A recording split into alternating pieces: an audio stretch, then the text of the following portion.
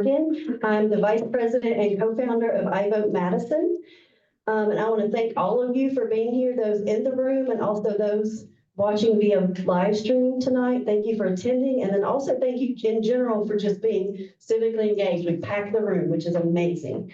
And all of the other two forums over the summer were also pretty full. So we've got some civically engaged citizens. So in 2020, we had 22% voter turnout. So that's actually really good compared to a lot of cities that are like 4 to 10%. 22% is pretty good, but that means that that's less than a quarter of our registered voter population that actually selected the mayor. So I think we can do better. So tell your friends and neighbors to get out and vote next Tuesday on the 26th. And before we begin, I want to give a special thank you to all the candidates that are here tonight, because it's no small feat to step up for your community and run for office. Let's give them a round of applause.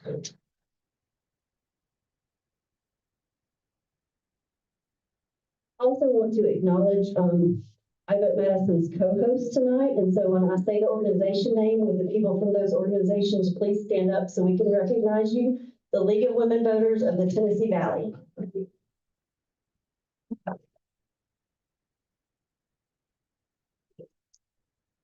And the Greater Huntsville chapter of 100 Black Women.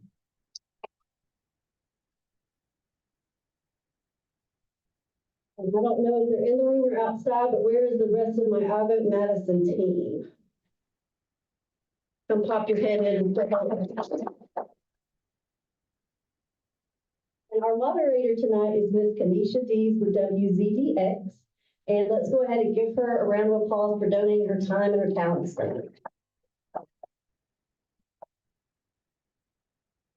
You just have a couple notes. This forum, the Mayoral forum portion, is going to be first. It's going to run till 6:30, at which we'll have a 15-minute break.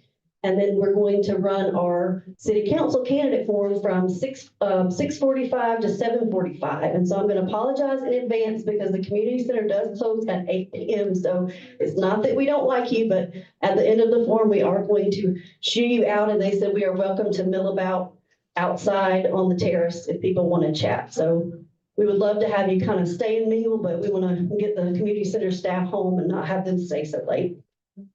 Now, the first two questions that all the candidates are going to be asked tonight, mayoral and city council candidates, they've gotten ahead of time. We call them homework questions. You'll see they're kind of require them to do a little bit of research, but all the other questions, they will all be hearing those for new tonight. And I think we are ready to turn it over to our moderator and start hearing from our candidates. Okay, can you all hear me? Yeah. Oh, great, awesome. It's an honor to be here again. I'm Kenesha Dees with Fox 54 News. I've had the pleasure of working with the League of Women Voters of the Tennessee Valley once before, so thank you all, and as well as the partnering organizations for inviting me back. We'll start with introducing the mayoral candidates. We have Renee Bartlett, Margie Bailey, and Steve Smith. So I do want to go over some of the rules. It'll be very brief. I'm not going to bore you all, but we do want to make sure that we respect each other of our time and respect each other, period. You know, be civil. And then we also, from the audience, we need your participation too. So just make sure that you remain respectful, hold all the applause. I know you want to cheer on your candidate of choice, but just for the sake of us getting through this forum seamlessly and making sure that we hear from all of the candidates who are here today, that we respect their time as well. Okay. I do want to say that there is a timer right over here. She's right there, and she has signs to let you know just how much time you have left. They're great. I love it. They said it was old school, but I love the old school. And then we'll also start in alphabetical order, as you can see. So we'll begin first with opening statements. Each of the candidates will be given 2 minutes to speak. And without further ado, again, in alphabetical order, we will start with candidate Renee Bartlett. Thank you so much. Thank you all for being here this evening, and thank you to our sponsors for hosting this event. My name is Renee Bartlett, and I am excited to be running for mayor of Madison. Madison is the 9th best place to live in the nation, and there's a reason for that. We have an outstanding school system. We have great residents and volunteers who work to help make this a better place to live. We also have concerned citizens who show up to events like this to get engaged and get informed before elections. I'd like to share with you just a little bit of background so that you get to know a little bit more about me. I moved here with my family a little over 22 years ago from Arkansas. I was working as an assistant general counsel for Walmart stores. And when my family moved here, we settled in Madison because we wanted our son to be able to go to a great school system. He attended Rainbow Elementary, where I was a PTA mom, book fair chair, and started a chess club that has now grown into the Madison City Chess League. I also applied to serve on the school board, and I served for almost 10 years until I was elected to city council in 2020. My colleagues selected me to be finance chair, council president, and currently I serve as council president pro tem.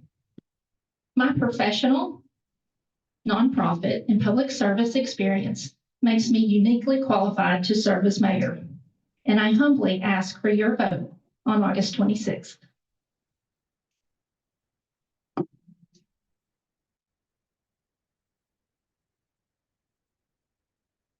I'm Margie Daly. I've been a resident of Madison for 21 years.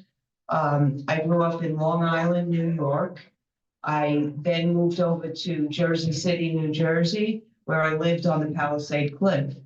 I paid attention to politics. I was involved. I was an elected official. It was a $250,000 city of a $250,000. I watched taxes increase and people be moved out of their homes by eminent domain. I watched people no longer be able to afford the taxes. So when I came to Madison, I never expected to run for the office. I was just watching what was going on in the council, and I saw a lot of changes in the last council. At that point, I started to notice the tax dollars, more tax dollars coming in, but a lot being spent. Needless to say, I saw the pattern of being overtaxed, and it really concerned me. I attended a finance committee meeting where I found out we, the taxpayers of Madison City, owe over $1 billion, and that'll be paid off in 2054. So decades of younger people will owe this money that already has been spent. So with that, I decided to put myself up and run because I'd like to see some changes. I'd like to see no more borrowing. No one ever got out of debt by borrowing more. And I believe that we need a little more transparency in our government. And thank you to everybody for having this. Thank you. Okay, I'm going to stand up. I know I'm not pretty to look at, but I want everybody to see anyway. So my name is Steve Smith. I've been in Madison for 31 years. I served 2 terms on city council. When I come off council in 2020, Mayor Finley asked me to come back into the mayor's office and help him out as city administrator, which I've done so for the past 5 years. My kids, born and raised in Madison, they went through the Madison school system. They're all grown up and married. And now I've got 4 grandkids that's on the way into the Madison City school system. So of course, education is very important to me, and our school system is very important to me, not only on a personal level, but as a community level as well. Strong schools equal to strong community. And, the schools is really what's driven the growth here in Madison. So that's a little bit about me. I want to go ahead and talk about the half-cent sales tax. I talk about it every time that we have a forum because I think it's very important. That's what separates me from my opponents here. There's a half-cent sales tax that was passed by City Council back in 2011 for construction and payment of James Cummings High School. That is due to sunset in 2027. My plan is to take that half-cent. At first, I was going to make it permanent, but I think I need to just extend the sunset on it. That way, I'm accountable for it. But extend the sunset for my 4 years as mayor, and then still give the schools a portion of that money, and then give the city a portion of that money. As I go around and knock on doors, the number one issue I hear, roads. We got to be able to get around our city. Parks. We got to improve our parks, safety. We want our community to be safe. I'll take that money from that half cent, I'll earmark it to those three topics. That way it doesn't get lost in a general fund. And then that money goes directly to those issues. We make sure we address it. We make sure our roads get better, our parks get better, and remain a safe community. All right, thank you all. I think we've been doing good so far with time. It's great. So we'll go ahead and go into our opening statements. Again, 2 minutes each for our candidates. And we'll start in this order with Margie Daly. So the question that we have right now is Madison on track 2045. The comprehensive city plan was recently completed. As a candidate for mayor, please identify one element of the plan you would advocate for, one you would reconsider or revise, and one that you found unexpected or particularly notable. Please explain your perspective on each, and I can repeat that if you need me to. Well, am I on now? Hello? Okay. Okay, so this is a plan for 2045. Currently, our debt is through 2054. I think that there are many things that need to be taken care of prior to this 2045. I've seen, this is the third on-track plan I've seen. I think the surveillance issue on this plan should not be installed. I know we're already on that. We put cameras, license plate readers, and they're the same, basically with a software update. You can do facial recognition, they can do sound, and I don't think that they belong in our city at all. So that's one part of the plan I would definitely not continue with, because it's already started with these license plate readers. And the last one we had was 2025. Most of that was not implemented. I think there's many things we need to address before we even start with the 2045, like our roads and sidewalks, connectivity from one side of the city to the other, and transparency. We really, you know, the plan is kind of a thing that they do. We get funding for it. You play a game, and, you know, I really don't see the necessity of the plan, honestly. And just to follow up, was there a plan that you would advocate for? Well, I would advocate for making our city better, getting out of debt, not borrowing more, and as fixing the roads. I mean, they need to be fixed. We really can't implement anything until what we have now is fixed. We need connectivity. There's all kinds of new transportation for young people, scooters, electric bikes. You can't be on the street. Was that the end or 15? And 15. Okay, I didn't see it, sorry. But yeah, I think that we need upgrades first before we start implementing for 2045, honestly. And I have Steve Smith, and I will repeat the question for you before your time starts. Madison on track, comprehensive city plan was recently completed. As a candidate for mayor, please identify one element of the plan you would advocate for, one you would reconsider or revise, and one that you found unexpected or particularly noticeable. Explain your perspective on each. Okay, I kind of agree with Margie. I think over my 13 years of city leadership, I think there's been several plans and that's been put in place. We tend to follow the overall perspective of the plan, but a lot of times the plans are more like guidelines because we really don't understand what opportunities may arise and force a change to the plan. I know Jim Chamberlain's here tonight. He was at council meeting last night. He spoke about, of course, greenways and parks and trails. And we have a quarry in town Madison that we've been working on for a couple of years now, trying to get a plan for the 66 acres around that quarry. And I think that would be a main priority of mine. It has been for a while, just trying to give them the proper funding that they need to go out there and kind of inspect what we got and the potential that it could bring to our community. So I think anything related to greenways and trails in the plan would be a priority. We do need to focus on our connectivity. I think we've kind of done a good job on that the past several years, connecting our neighborhoods and our subdivisions together. And again, I think the infrastructure will determine the our capability of following a lot of the items in the plan. So I'll just kind of leave it there right now. Ms. Renee Bartlett, Madison on track, and I can repeat it if you'd like me to. Would you like me? Okay.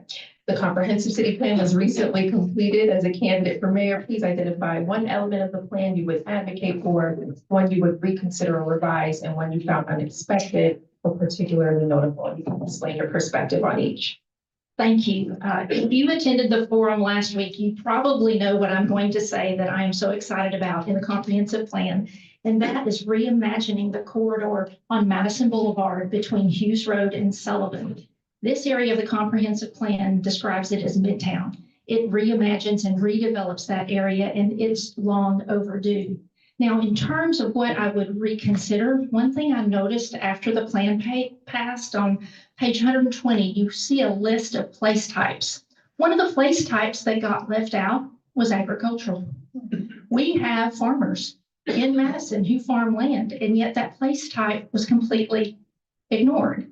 I think we need to honor farmers who are farming and recognize that place type. One thing that I would point out that is noteworthy, and those of you who participated in the making of the comprehensive plan, we had these listening sessions and we collected data. But the comprehensive plan took a lot longer to actually write. And so when the plan came about, it was almost 2 years after we started collecting data. So one of the noteworthy aspects in the comprehensive plan is it actually lists numbers of housing types. And one of the numbers that it lists is about high density residential. And it collected what it thought for a moderate growth plan we would want to see in Madison. Well, the number in the plan, we've already exceeded that high density number. So I think we need to really look at zoning. You see, part of making the comprehensive plan a reality is looking at our zoning. And we have some strange pockets of high density zoning that I think needs to be removed. Because as I've been canvassing, I've heard residents say, we have enough. Thank you.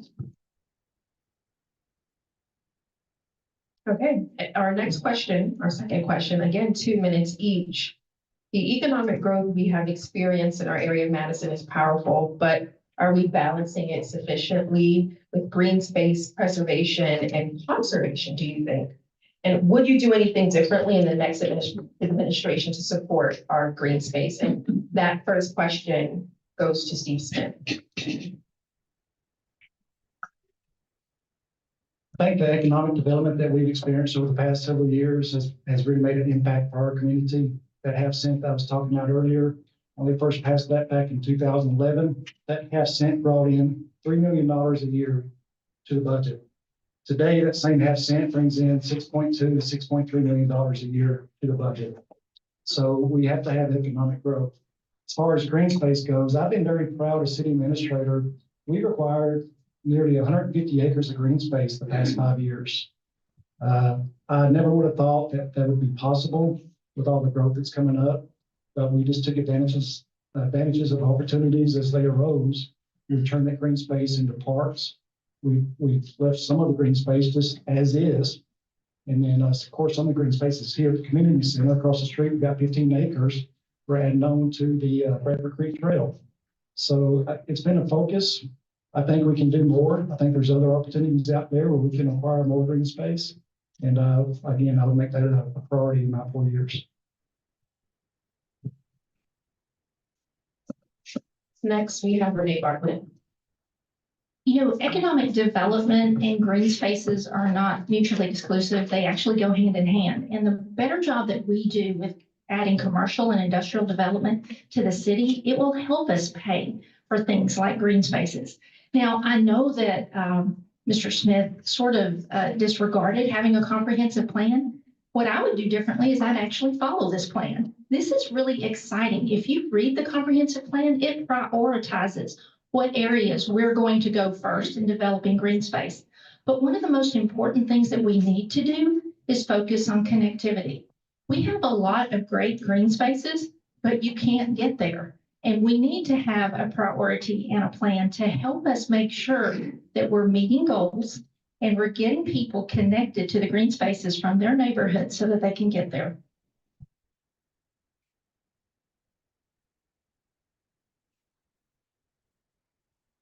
Well, I don't think we have enough green space and Dublin Park was such a beautiful park before they put up all the cyclone fences in there.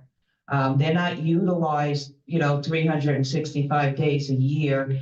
And these sidewalks that they put in 4 feet, 5 feet wide, you can't go down there with a stroller or two bikes riding. I'm a cyclist.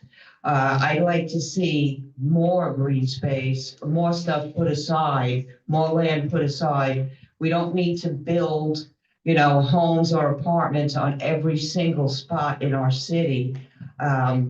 We really need green space, and the things that they call green space, like Dublin Park, really doesn't even, is a small area that we fought to keep by Lucy is the big tree we call in the back.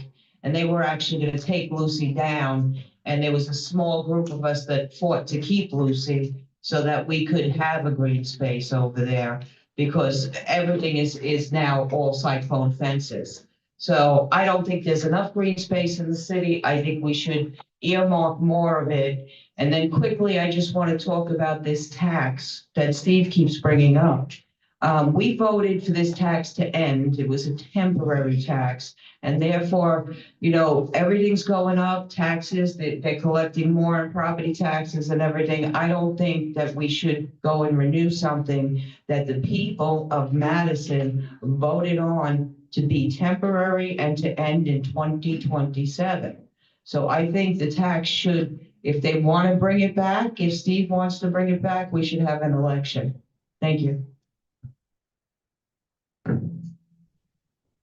Before we move on to the next question, Steve, do you have any rebuttals to Ms. Daly and Ms. Bartlett? The only thing I'll mention is just the tax that Marty just talked about. That was a city council vote for sales tax. City council's got the power to increase the sales tax. Sales taxes do not go to the vote of the people.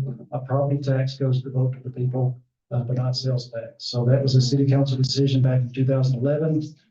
They passed it for one purpose, to build and fund James Clemens. And they knew that it would be done by 2027. So, and we do have a vote coming up for that tax because we all have different stances on that tax.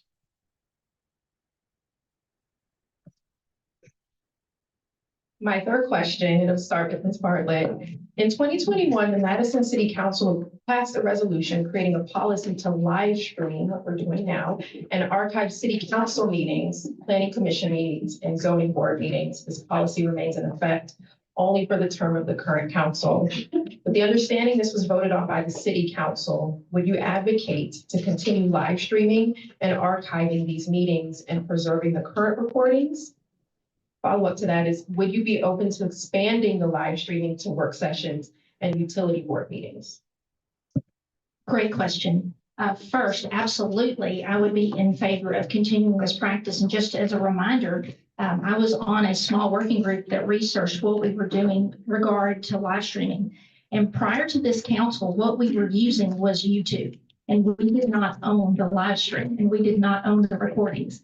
And we recommended to the council, and the council agreed, that we would contract with a provider to actually record, archive these meetings. And we have actually live streamed some very important work sessions that we have had throughout the year. So yes, not only should we continue to keep what we're doing, but we should go on in the future. And I would hope that the newly elected council would agree. Madison Utilities?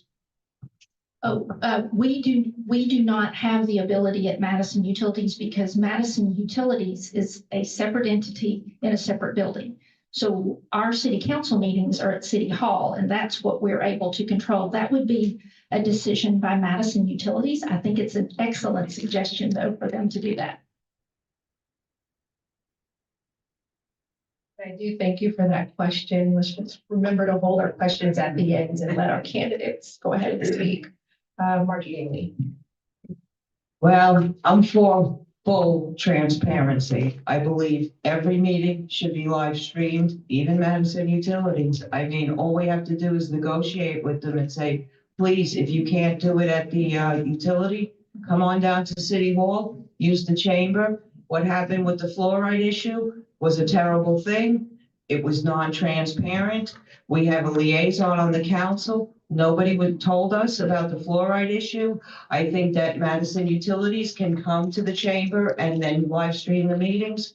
We need to also have a Zoom feature so that the residents can come in by Zoom as long as you register and it is a true resident and get there 5 minutes. I would restore the 5 minutes in the beginning of the meeting. It has been taken down to 3 minutes. We've also lost, being able to speak on the large projects. So our voices of the residents have really been stifled during this current council. And, I would make no need to archive it, keep it in one place. It's not that expensive. We have an IT department. And for it to go away after 4 years, why? Let's keep it. It's history. It's our government. It should be open and live streamed, and residents should be able to not have to come out of their home to speak at a council meeting. Thank you. And I'll just follow up. I agree with both of them. I will continue this, the live stream. I will continue to have it available on the website for people through the US need it. Madison Utilities, North Alabama Gas. We've got representation on both of those boards. We encourage those to live stream as well. So I think we're all on the same page on that. Next question. Many people move to Madison for its schools. I personally know someone who moved here specifically for Madison schools. With the new developments, though, in the city and other nearby areas, what will you do to ensure our schools remain excellent and safe with the understanding that the city council appoints the school board? And Margie Daly, you'll go first. Well, I don't like the point that they choose who goes on the school board, because the people I see chosen are not the people that should be on there. It should be parents, people concerned with the school. Then we have children from Triana. They have no representation on the school board at all, but yet their students come here. So I think that, let the people decide what they want. We could have a discussion whether they want the school board elected. But I think that the current people that are on there, it's a bad representation of the parents. The active parents are the ones that should be on there, and it should be, like I said, shared at least one representative from Triana. And I would think to talk to the residents about that. We could have an open meeting and see how the residents feel. And if they feel an elected school board is a better option, then we go that way. But I would put it to the people on that. Thank you. To be clear, you're not in agreement with city council appointing? Absolutely not. Steve Smith? Can you repeat that question again? Make sure I got it. Yes, sir. So with the new developments in Madison and other nearby areas, what will you do to ensure our schools remain excellent and safe with the understanding that the city council appoints the school board? Okay, so it's like a 2 or 3 part question. So I think one thing that we're doing now as a city or planning department, anytime anything comes to the planning commission that involves a new subdivision, 2 or 3 houses, maybe apartment complex, that's communicated to the schools as soon as we know about it. That way they can be a part of that decision. They can have input if they feel like they need an input, and they're at least made aware of what to expect that's coming their way, that they're going to, have additional students from. So that gives them some time to plan and be ready for whatever impact that development has on the school system. I think something else that we need to kind of focus on too, and Margie kind of touched on it, is when I was on council, we had several meetings with the city council, with the Triana Town Council and the school board, and we talked about growth. Anytime we talk about growth in schools, we always focus on the city of Madison. City of Madison can't grow because of schools. You got to control growth because of schools. Who's telling Triana that? Nobody. Nobody's reaching out to Triana right now since I came off council that I'm aware of and saying y'all need to control your growth. That's where a majority of our growth is coming, is Triana, and they're building apartments left and right down there. At least in the city, most of our apartments are on the outskirts of the city. They're not in the city limits. So that's just one of my concerns. And as far as the school board, I think they need to remain appointed. I think once you start running elections, then the school board members become more focused on their district, and they don't really keep in mind that the district as a whole, they're looking at their parts and they can get rid of them.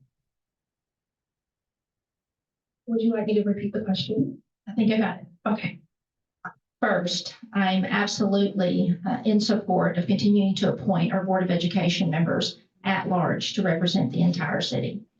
It's really important to get politics out of education, and it's important to allow the city council to continue to interview candidates. And we work very hard to look at the balance and the talents, and we look for people who have kids in school. And we want to have a cross-section of the community, and we think the appointed process is the best process. It's no secret that the top 10 school systems in the state of Alabama all have appointed school boards. Let's keep that strong. And the way that you keep our school system strong is to continue to invest in it. So this plan of taking half of the half-cent sales tax away from the schools is not a way to keep it strong. And one of the things you need to know is that when we put this tax on, when the city council put the tax on before my term to pay for James Clemens High School, it already started generating excess revenue. So the community had a conversation at Bob Jones High School, and they decided and gave feedback to the council and said, we want the excess to continue to go to the schools. That enabled the school system to renovate Bob Jones High School and take advantage of a BRAC bond. That BRAC bond doesn't get paid off until 2032. If you stop the tax just when James Clemens gets paid off, there's still a $2.8 million bond payment to make. So we need to continue investing in the schools, and we need to let them have the revenue from the half-cent sales tax.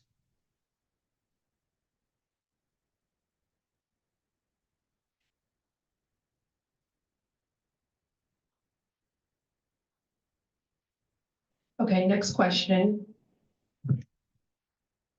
Our current 24 emergency room at Madison Hospital is becoming very crowded with longer and longer wait times. Walk-in clinics and urgent care nearby close in the evening and are often closed on weekends. There are no 24-hour pharmacies nearby. What will you all do as mayor to increase the health capacity in Madison? And I'll start with Mr. Steve Smith.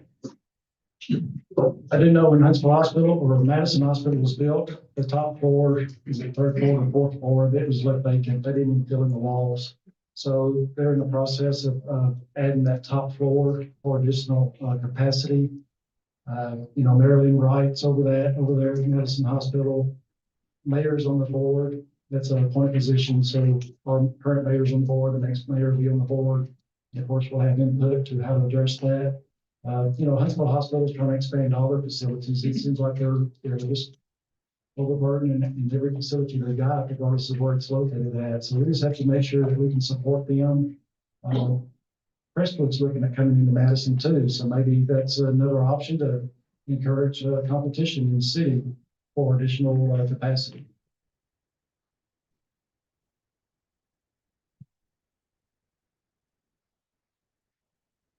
Renee Bartlett.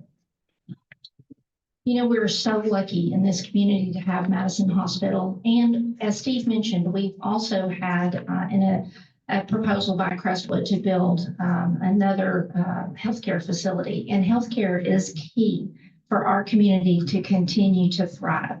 Now, I've talked to Mary Lynn Wright, who's in charge of Madison Hospital, and she has talked about plans to add to the hospital to meet the needs of the community. And I have found that the Huntsville Hospital Board and Madison Hospital's board continues to focus on adding additional beds and additional spaces to meet the needs of Madison residents. I don't see that there is a line item, nor have I ever seen Madison Hospital seek an appropriation from the city council. So if that is what your question is geared toward, I'm not aware of that funding source for Madison Hospital, but I know that they have done a great job of keeping up with the needs of our citizens.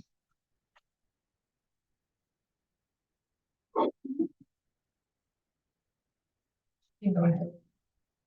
Okay, so I heard that Crestview was coming in as an emergency unit, like an emergency room on Hughes Road. I guess it's not finalized yet, but as far as Madison Hospital goes, I think that it's overcrowded. And yeah, sometimes I had a chicken bone caught in my throat. I was there like almost 30 hours. And it's not very good care there. So I, I think that we need improvements in our healthcare. I don't think our city expected at the time that hospital was built, if I remember correctly, it was basically for a maternity hospital so that we could get birth certificates, kids born in Madison. And I don't think it was set up to be a facility for an emergency room that it has to take care of 60,000 residents today. So I think, yes, we need, if there's an empty fourth floor, they certainly should open it up. It would be helpful to our community. But, I believe that Crestview is gonna come in and do one on Hughes Road, and that'll be helpful. Thank you.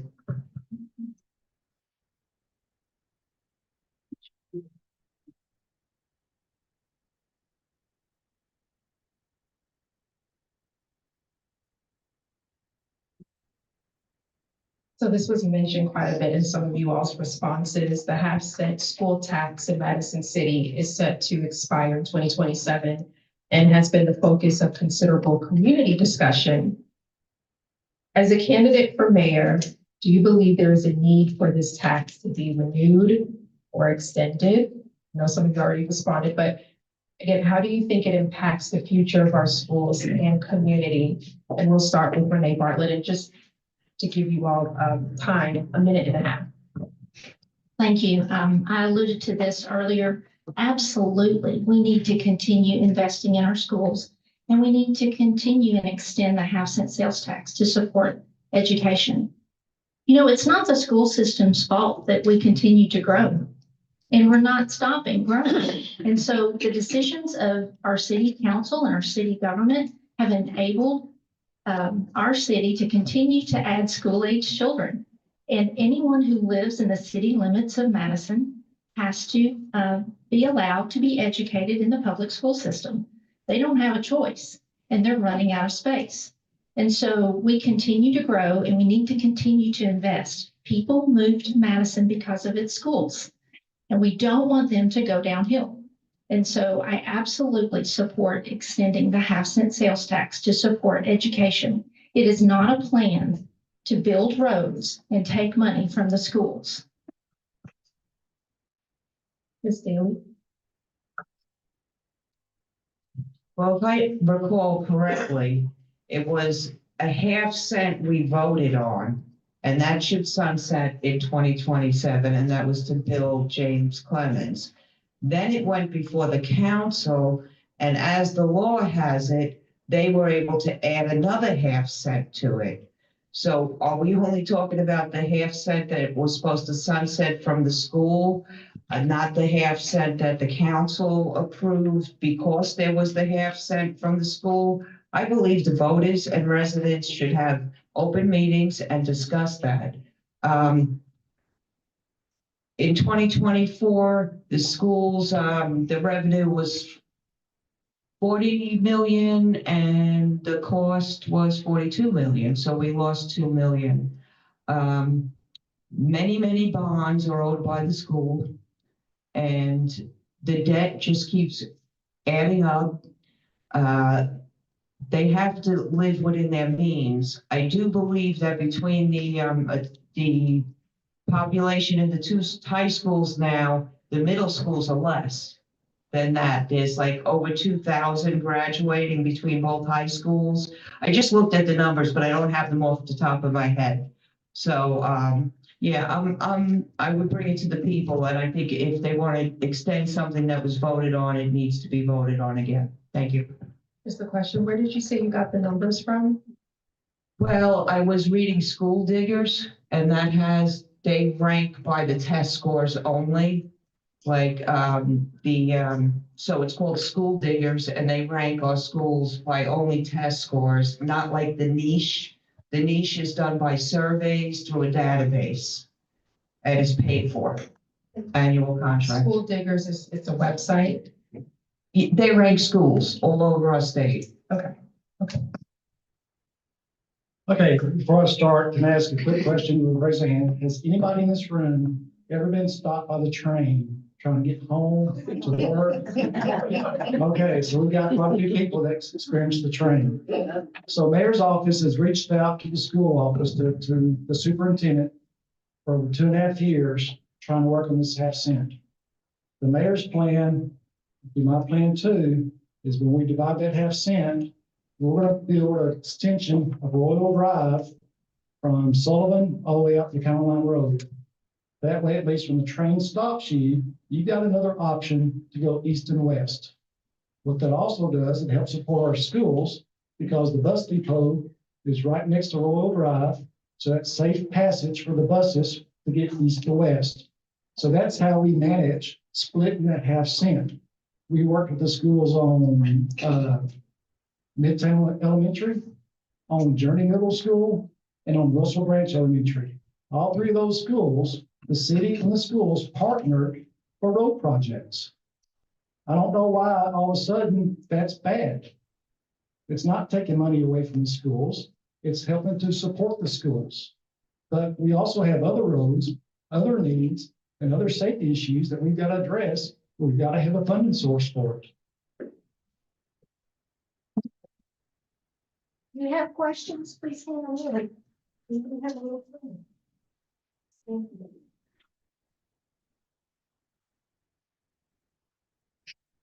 And this is our last question before we start taking questions from the audience. What would be your first initiative as mayor? Or if you are not elected, how will you still continue to push for your goals and vision for Madison? And we'll start with Margie Daly. My first initiative would be complete transparency. Let the people and the people that are going to pay these taxes, let's put the audit where it actually shows, I have it right here, how much money we already are in debt. And it's $1.227 billion through 2054. Okay, talking about more taxes and this and that when we need to live within our means. We need to stop borrowing. We need to stop doing more taxes. Like you're talking 0.5% for this. She's talking, I say, at least take the tax off the groceries because you're not losing that much. You still get the cleaning products, everything you buy at Walmart, everything you buy at Target, at least take it off. There has been so much money wasted that I have seen in this last council. Actions speak louder than words. Budget. We need to go on a budget. Thank you. Steve Smith, Mr. Steve Smith. Okay, so I've got a list of things that I've already prioritized, expecting to be in office in November. Being 13 years involved, I better have a list of things or I shouldn't be running. Of course, number one, it's going to be the budget. What I would do is I would ask the current council to just do an extended resolution on the current budget, let the new administration come in and adjust the budget accordingly. And of course, number two will be to address that half cent.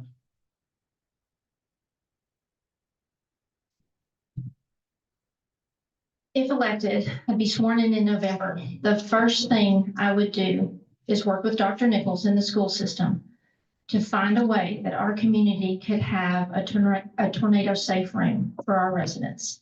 We have schools that have to be built to code and have tornado safe rooms. And there's no reason that a community our size can't figure out a way to work together to keep our residents safe. That's not going to cost anything, but it's the right thing to do to save lives. Second thing I would do is work with Dr. Nichols and the school board to figure out what their needs are and to articulate how they would use a half-cent sales tax. I already know a lot of the needs that they have. The first need is to add on to both high schools. The second need is to renovate some of the older schools to make sure that they stay competitive. All right, we'll now start reading out questions from the audience, and you all please continue to submit them. We really want to hear from you. First question, and each of you all are given a minute and a half each. Would you require developers to pay an impact fee for future home development to help pay for fire, police, schools, and roads?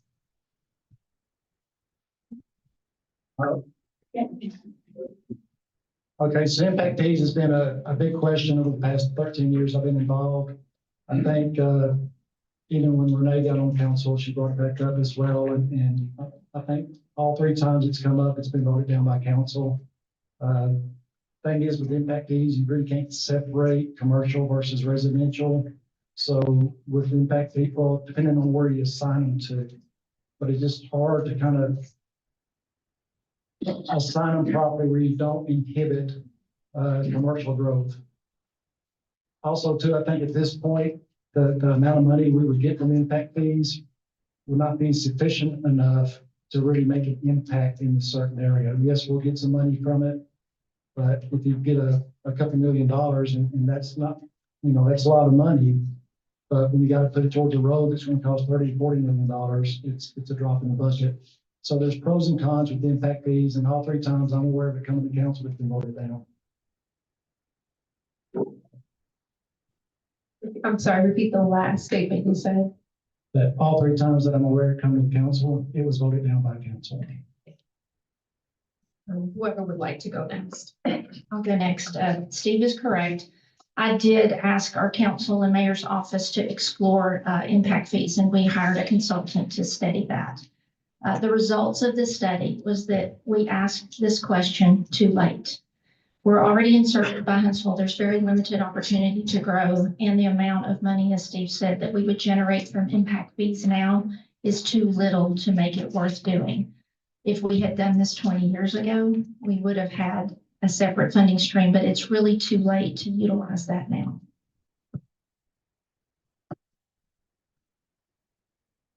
I agree that it's too late to do it now because the impacts, but I have a problem with this developer fee that there's no control over it. It was supposed to be it's a 3% fee. So a dollar, you get 3% and it goes in the developer's pocket. An example is Cliff's Farm. Cliff's Farm does it. I mean, it's in our area, but that is county. That is Mr. Breland.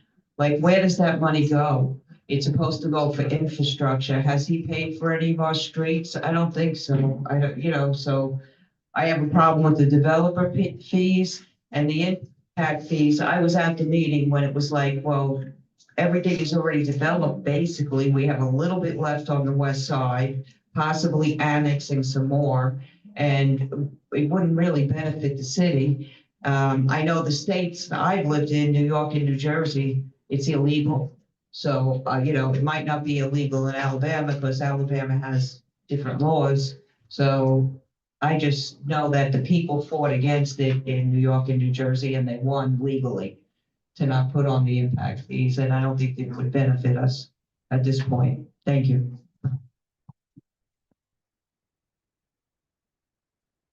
Our next question from the audience, and this one is a minute each. What are the reasonable limits to Madison government? It's a pretty broad question, but what are the reasonable limits to Madison government?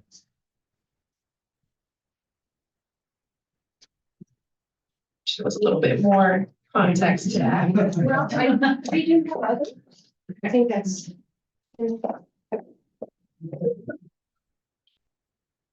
Wish we could answer that question for you, whoever wrote that, but. Now, this next question is 30 seconds. What are your thoughts and insights on the censorship our public libraries face and parental rights? I know that was a big topic over the last couple of years. When do you want to go first? 30 seconds. I'll go first. First, I want to commend our public library system. It is a lifeblood for our community. They have a summer reading program that helps with literacy. I am so proud of the work that our libraries do every day to meet the needs of its citizens. Now, as a former library board member, I'm no longer on the library board, but I was the Madison representative to the library board. I can tell you that our board takes very seriously its governance responsibilities in terms of making sure that books are on the shelves that should be on the shelves and that it meets the community needs. So I am very proud of what our library does.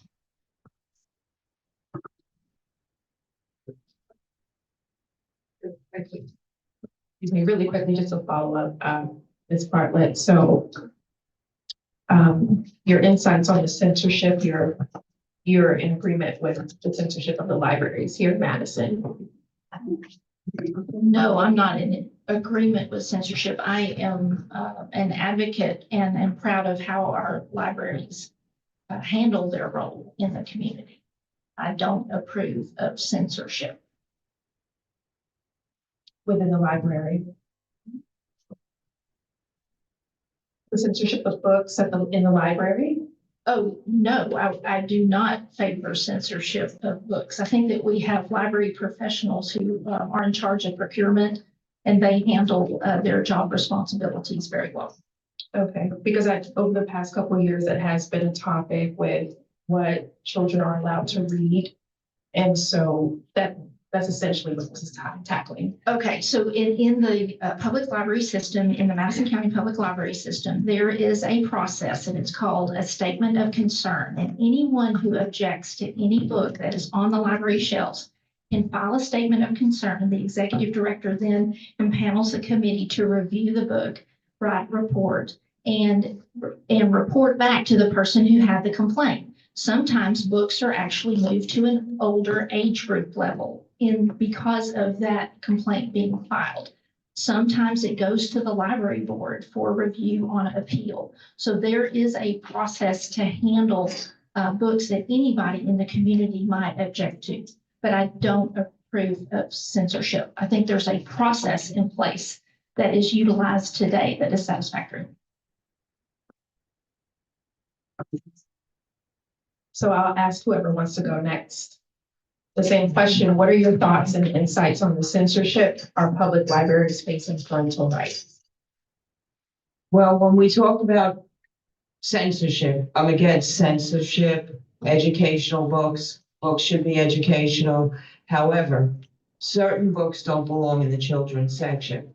And we do have a process.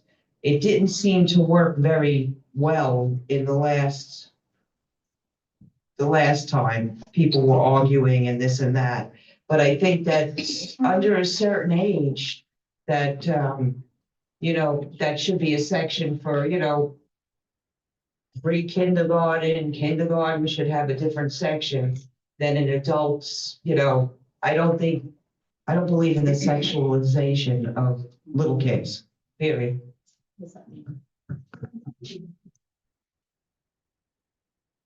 Okay. I'll just agree with both my opponents. Common sense, I think there is a system in place to prevent that. I think there are times where maybe something slides through the cracks, but the system's there to get that corrected when it happens.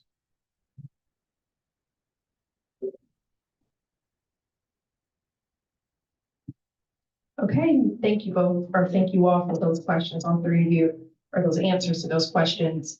The next question, is there a present policy rule to address conflict of interest when voting on issues? And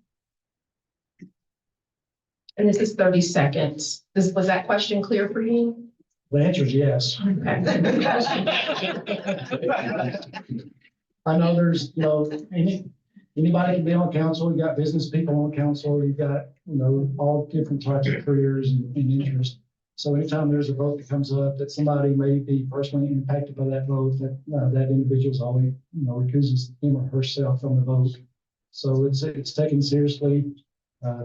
Ethics complaints can be filed. So all council members take that very seriously and are in a lot of communication with our city attorney and such like that.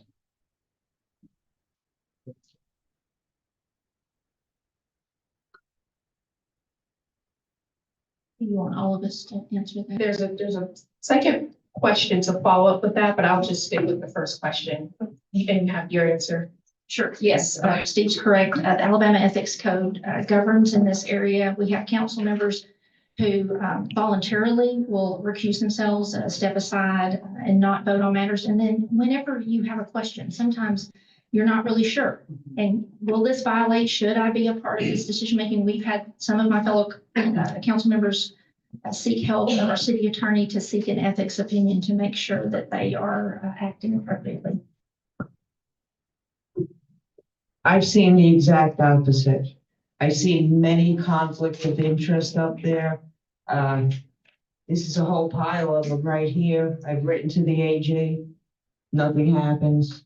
In order for Greg Shaw to finally recuse himself, I had to, I don't know how many times, remind him that, he had businesses he wasn't supposed to be voting on up there. Finally, at the end of his term, he recently only just started recusing himself. Prior to that, he was voting on it. I think that any council member that has a conflict of interest should not vote on it, should recuse themselves, and it doesn't happen here.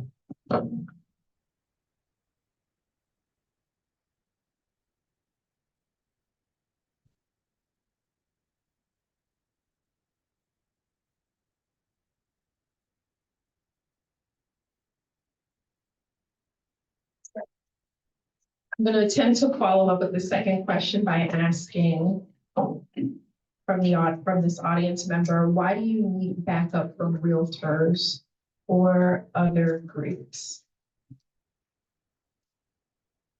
Oh, you need backup? What do you? The question reads, why do you need backup from realtors? I believe in the Madison record or other groups.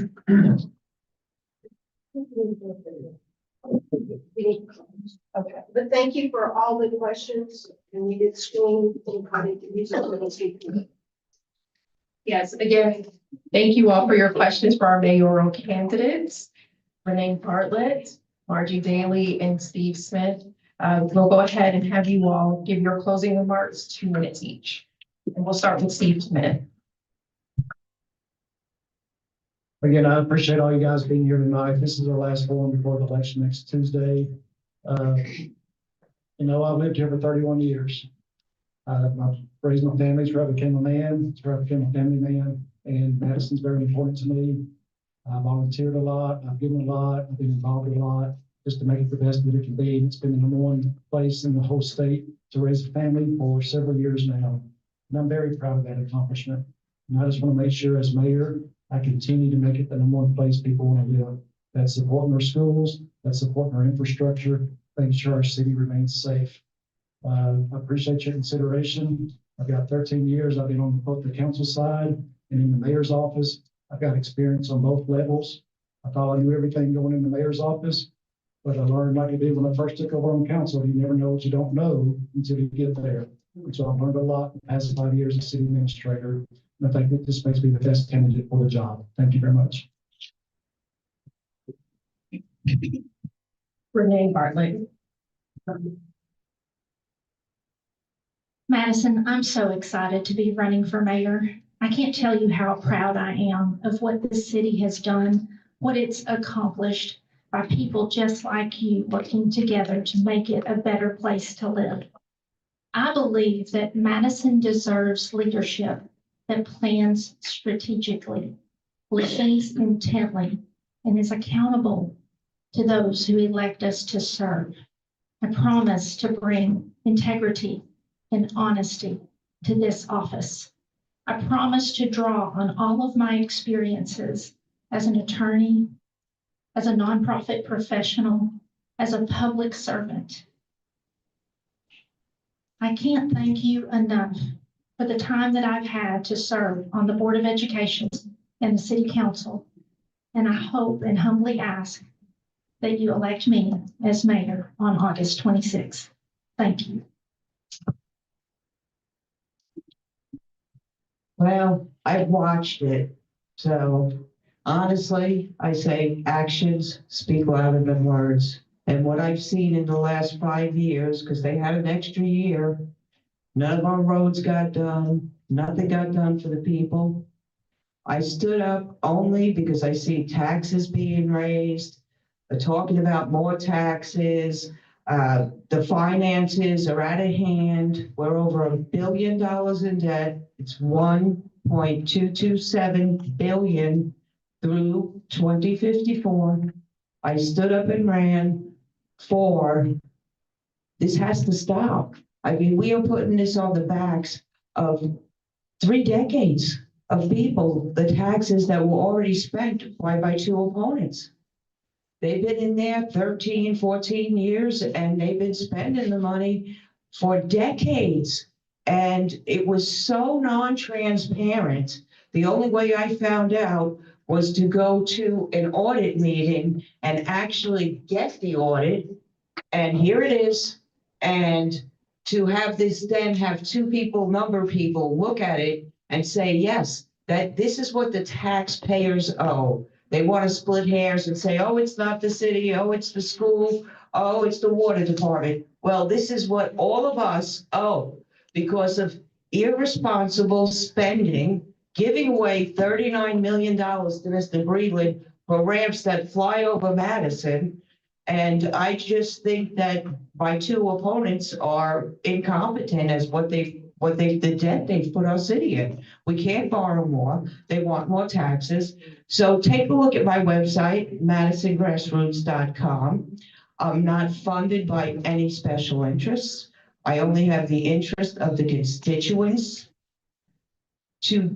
I want a constituent service. If somebody has a problem, like they need to appeal their taxes, they can come down to my constituent service office. I'll be in the city and I will be for the people. Thank you, Ms. Daly. Thank you.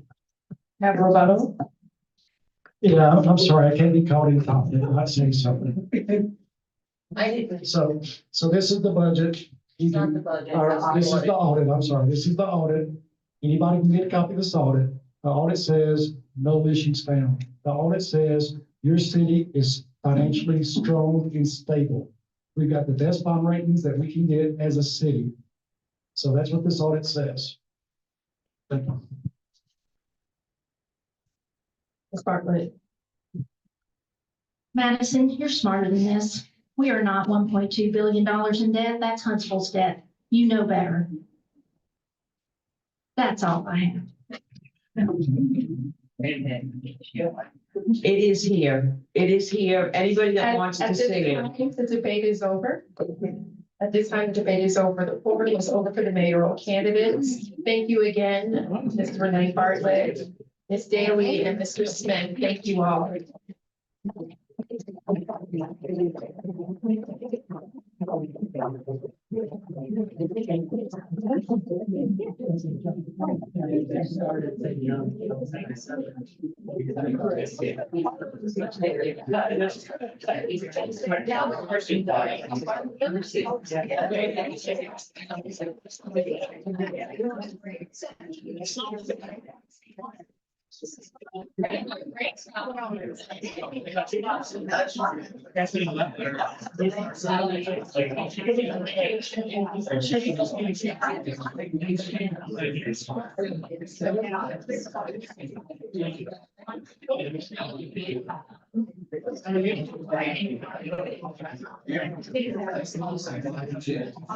Going to start with the city council. It's in about 10 minutes. If you have questions for the city council, go ahead and put them there. All right, everybody. All right. I'm just gonna say, my voice goes loud. That's why. Say it again. I don't think. Please stay. The city council starts in 10 minutes. Yes. 10 minutes. 10 minutes. My voice is louder than that. Well, I can scream. David, nice to officially meet you. I know. Thanks again. And my voice is low. I was louder than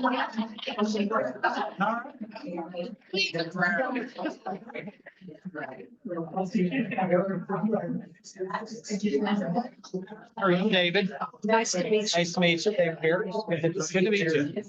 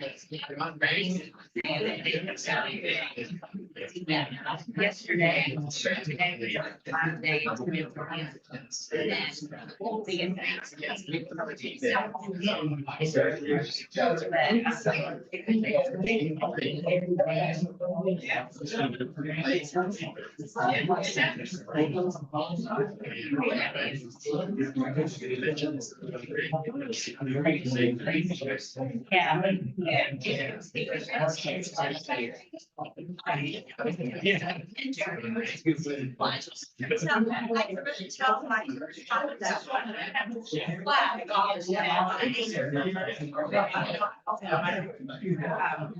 All right, if the candidates would please have a seat, get started.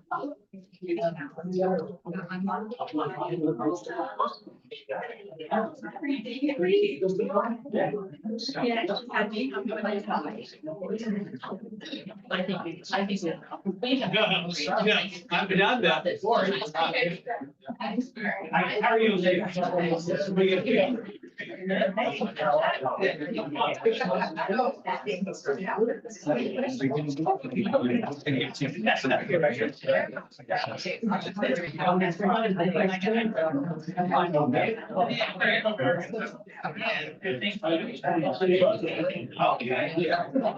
Yes, I is, Can I put this over here? Do you mind? This right there. That's the camera. Oh, is it? That's the camera. Yeah.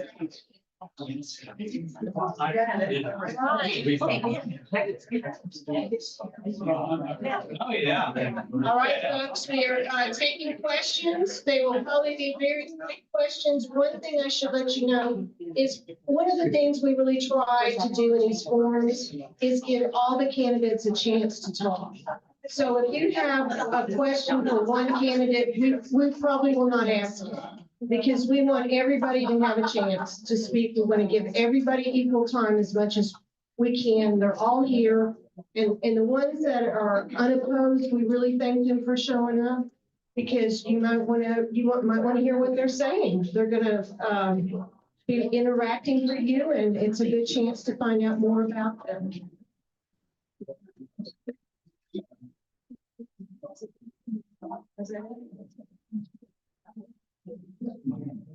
And I want to go ahead and turn it over to Ms. Kanish.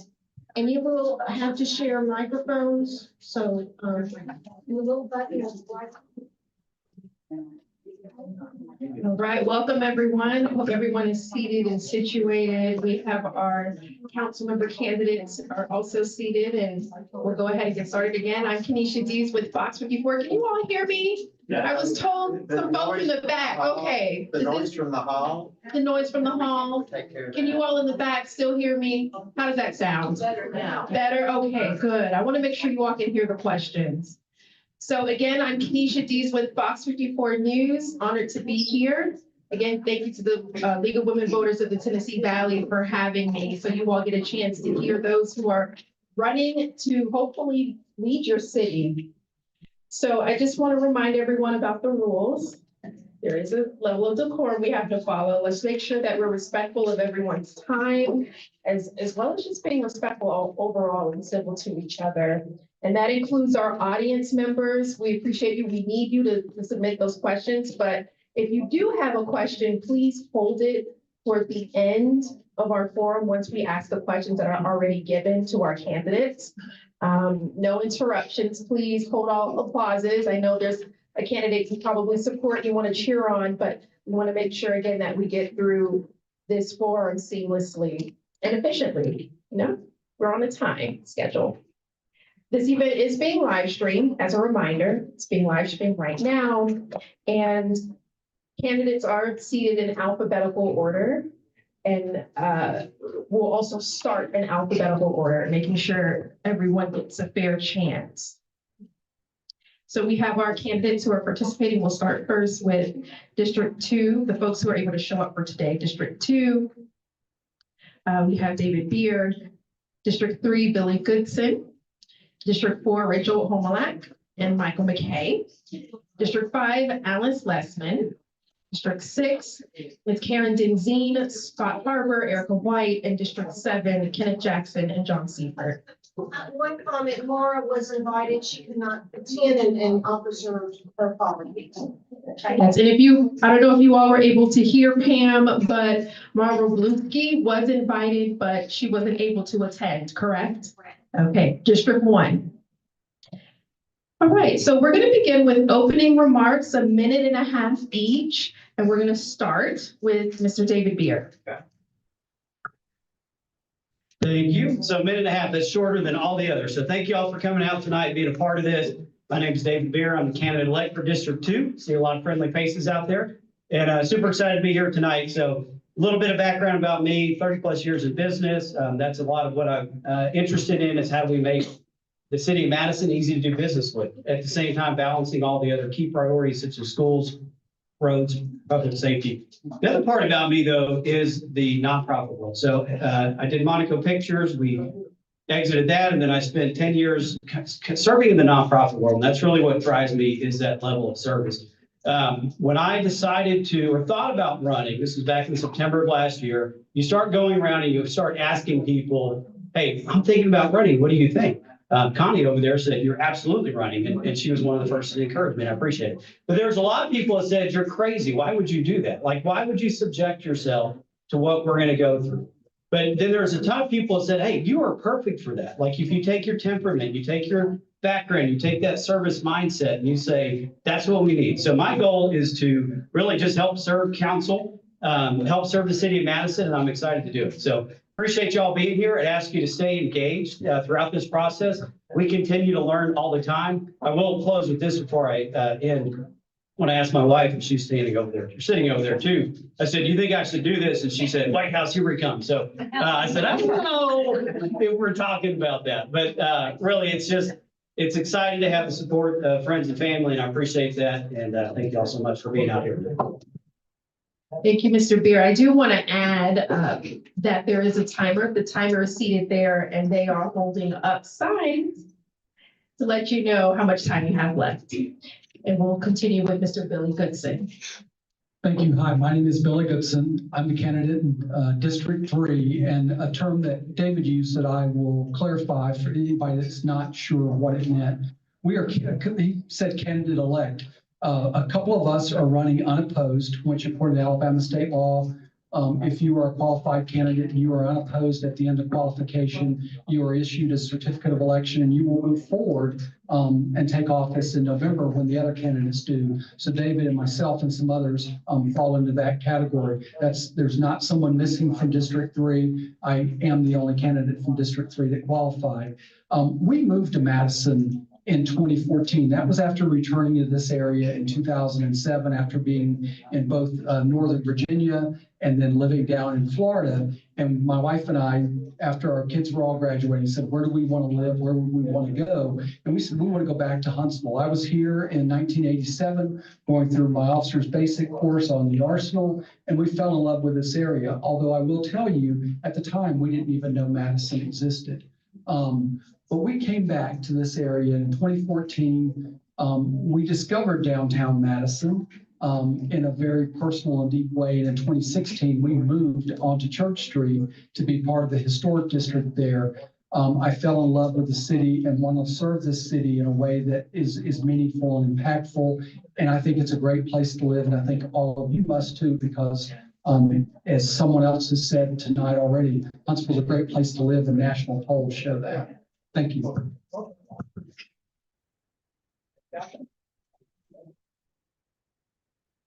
Hello, everyone. I am Rachel Homelak, and I am unapologetically a Christian.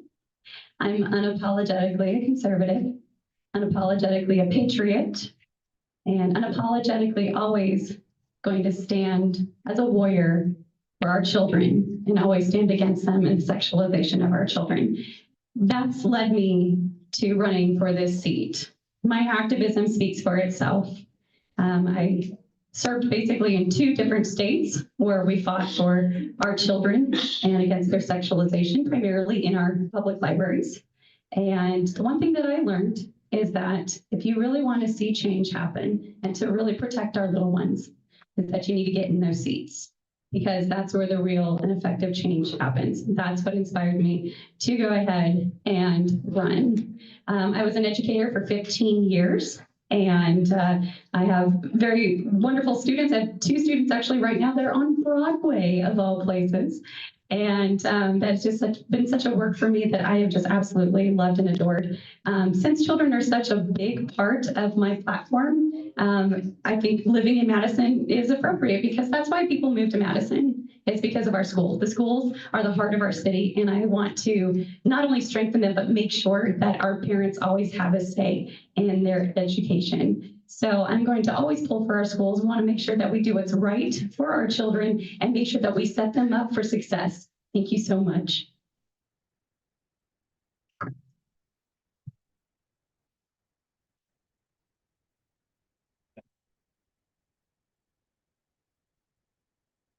Now it's on. Hey, everybody. My name is Michael McKay.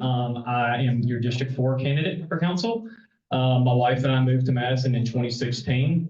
Just a few days ago, I celebrated my 20th year here in Madison County. So I moved up here in 2005 to play baseball at UH. I did my accounting degree at UH. And it's been great. And I always envisioned myself going back to Birmingham, but once I graduated and once I established my family here, I knew this was the place to be. My background, so I'm an auditor for the Department of Defense. I'm a certified fraud examiner. I've got an undergraduate in accounting. I've got a master's degree in accounting. I've got a certificate in forensic accounting from UNA. And I'm a super nerd and I'm proud of it. So that's one I think is my strong suits as a council candidate, but also talk is cheap. I'm a doer. So if you want somebody on council that's going to do, that's me. We have a lot of plans in the city that need to be executed. I do believe in plans, and I enjoy listening to the mayoral candidates because I'm a voter too, right? Executing a plan is important to me, and being a doer is important to me. So I was the Madison Elementary School PTA president for 3 years. Being a dude, that was pretty cool and unique, right? We fundraised over $70,000 for that school. I also was the lead fundraiser for the Miracle League of Madison project, who I handed over recently. That's me doing in the community. And the reason I want to be on council is to continue being a doer for you guys. So thank you. Look forward tonight. And thank you guys for setting this up. Hello, everyone. Thank you for coming out, and thank you all who were involved in creating this event. My name is Alice Leffman, and I'm very excited and honored to be your next Madison City District 5 council member. Our family is invested in Madison. Our house is in Madison. Our business is in Madison. Our kids grew up in Madison, graduating from the Madison City Schools, one going to Florida State for electrical engineering and the other in the United States Air Force Academy. So I am very passionate about keeping our schools strong and fully supported.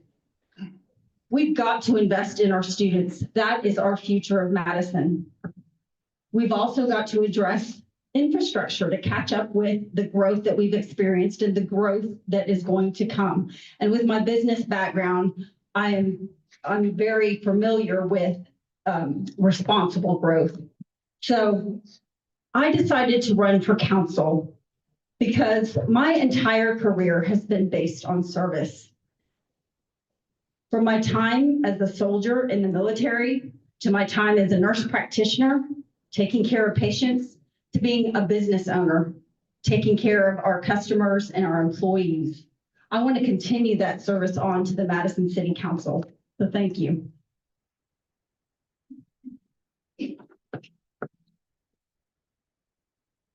Hello, everyone. I'm so glad everybody is here tonight to listen because listening is so important. I'm running for city council again because I want to continue to serve the citizens of Madison. I want to continue to be their voice on their city council.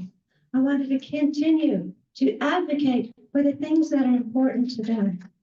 I do most of my campaigning is knocking on doors because I feel it is so important to learn what is important to them. And what better way to do that than to face in a comfortable setting for them to learn really what it is they want us to do on their behalf.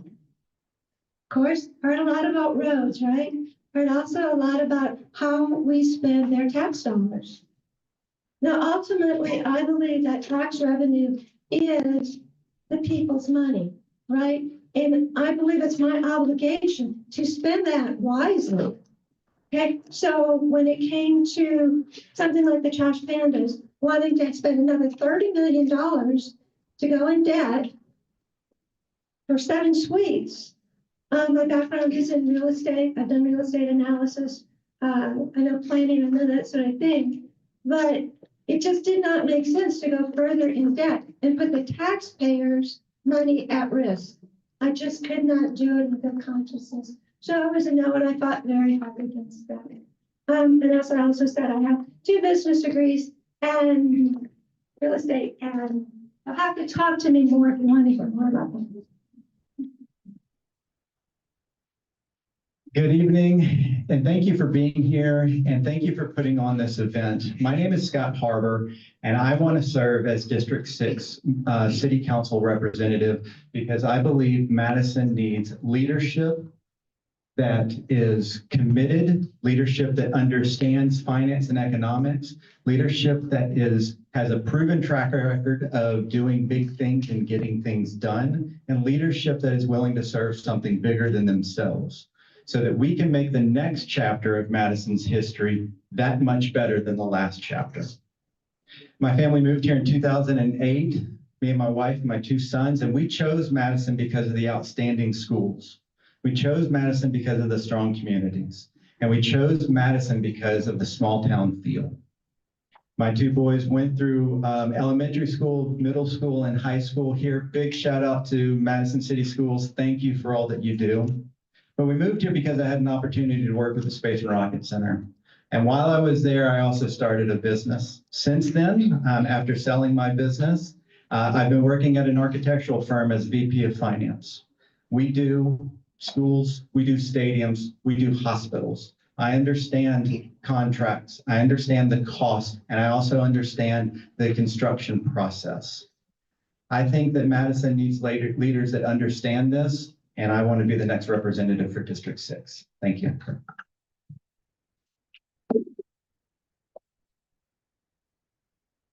Good evening, everyone. Thank you all for being here tonight. I want to thank the co-hosts for putting this event on tonight. Thank you so much for creating an atmosphere where residents can come and get informed about this upcoming election 7 days from today. So my name is Erica White. I'm running to represent District 6 in the Madison City Council. I've been a resident of North Alabama since 2010, and I've been a resident of Madison since 2016. What brought me to Madison in 2010 was that my first job out of college was on the Arsenal. I worked as an electrical engineer. I did that over a decade for Army Aviation before transitioning to small business. But I'm a mom of 2. I'm a wife. I'm a small business owner, as I mentioned, electrical engineer by degree. And since I've been in Madison, a lot of what I've done in my spare time is service.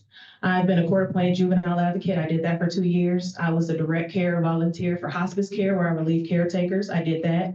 I've also served in schools. I've gone to speak to students. I've judged science fair projects. I have been a Meals on Wheels delivery driver. I have been an usher at my church. So service is a part of who I am. And serving on the city council sounds like a natural progression for me.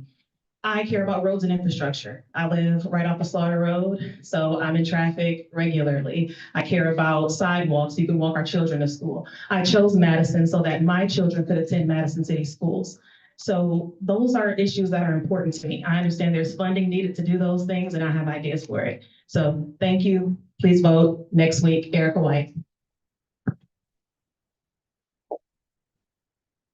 Good evening, everyone. I'm Kenneth Jackson. I studied education at Auburn, taught high school math for a few years, and then earned a master's degree in statistics at Ohio State. Since then, I've coordinated the city's litter prevention program, Adopt a Spot, and completed the Civic Awareness Academy. My wife, Laura, and I moved back to Madison to enroll our daughter in the schools. Our daughter, Bailey, is a second grader at Rainbow Elementary. And we actually met at Bob Jones in the marching band where we both graduated. And sorry, I'm gonna get out my notes because I'm not very good at memorizing things.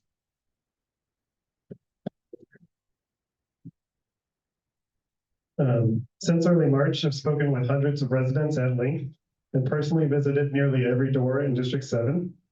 People were frustrated with the impact of residential growth over the last 2 terms.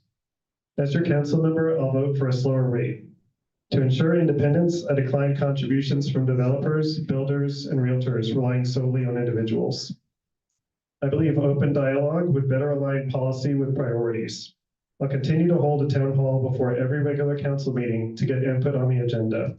I'll also engage with constituents on social media and via email well after the campaign ends. In November, a new administration will take office at City Hall. I've already connected with current leaders and candidates to ease the transition. Working together, we can improve Madison even more.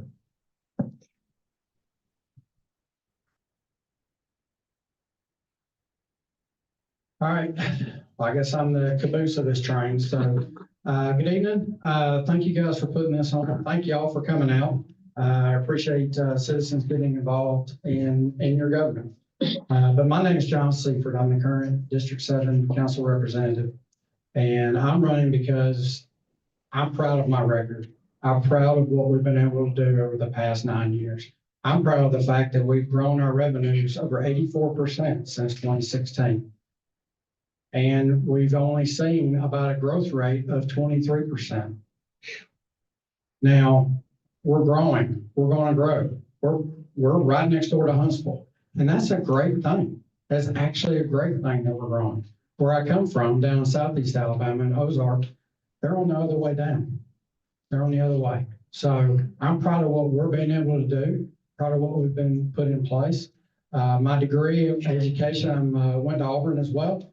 And I have a bachelor's and a master's in mechanical engineering and came up here to be an engineer and very quickly realized that there's a lot of other smart people that can do that. And I like people, I like relationships and driving for results. And so I got into program management. Right now, I'm a program management director at a small defense contractor in town. So, and I use those capabilities to bring results to the city. Things like what we just done with Toyota Field. And doing that renovation. And I don't know if y'all heard last night, but that's not coming as debt. That's actually being able to pay for with cash. So that I'm done. So thank y'all. Thank you to all of our candidates for those opening statements. We'll start with our first question. The Madison on Track 2045, the comprehensive city plan, was recently completed. As a candidate for city council, please identify one element of the plan you would advocate for, one you would reconsider or revise, and one you found unexpected or particularly noticeable. Please explain your perspective on each. And we will start with Mr. Billy Goodson. So looking at the Madison on Track 2045 was very interesting to me. One of the things that I thought that was really, I did not expect, and it's kind of an interesting argument against some ideas that I hear about. There was an element that talked about multifamily dwellings. And especially one place in my district that recently had that was the Avenues. If you've seen that off of Sullivan, the apartment complex, and it also has businesses on the bottom. One thing that I found that was very interesting in that study is it talked about the contribution of that area to school population. And it actually said it doesn't contribute on an average of what you would normally expect something like that to deliver. So I thought that was a really interesting thing. And I hear people talk about, oh, we don't want apartments and we don't want some of these other multifamily dwellings because it raises population. It actually does, but it also has a lower impact on schools, which is a concern that we all have.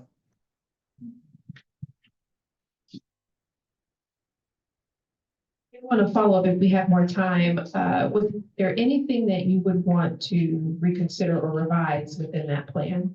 Just real quickly, one of the things that I would reconsider in that is when you looked at the numbers, but maybe the numbers are based in reality, I'd like to see that reality lowered. And it is the number of houses, single family dwellings that it is planning for in our city. That's an area obviously where if we were to go through that kind of growth, it would create a lot of strain on our schools and it will continue to increase strain on our infrastructure road networks. That's an area I'd like to see if it's possible. But in reality, it may be a fact that those houses will be built.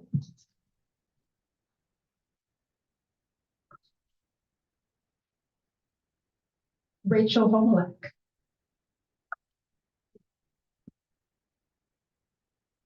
So looking into this document, which is 381 pages, it took 3 years to prepare and it cost over $260,000.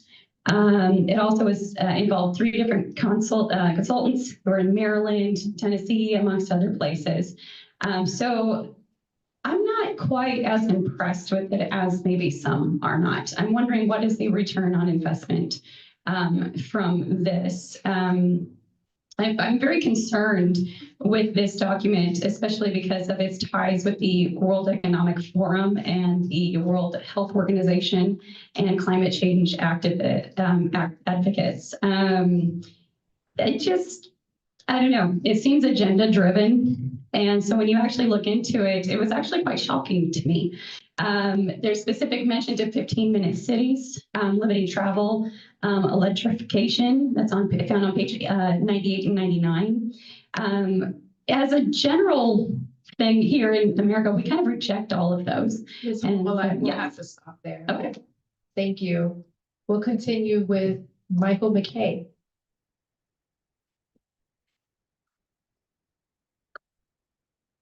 You said a minute and 30 seconds, right? 1 minute. 1 minute. Okay, I'll fly through it. Okay, so I want to give you all some fresh ideas. I want to implement the Palmer Park master plan with vigor and urgency.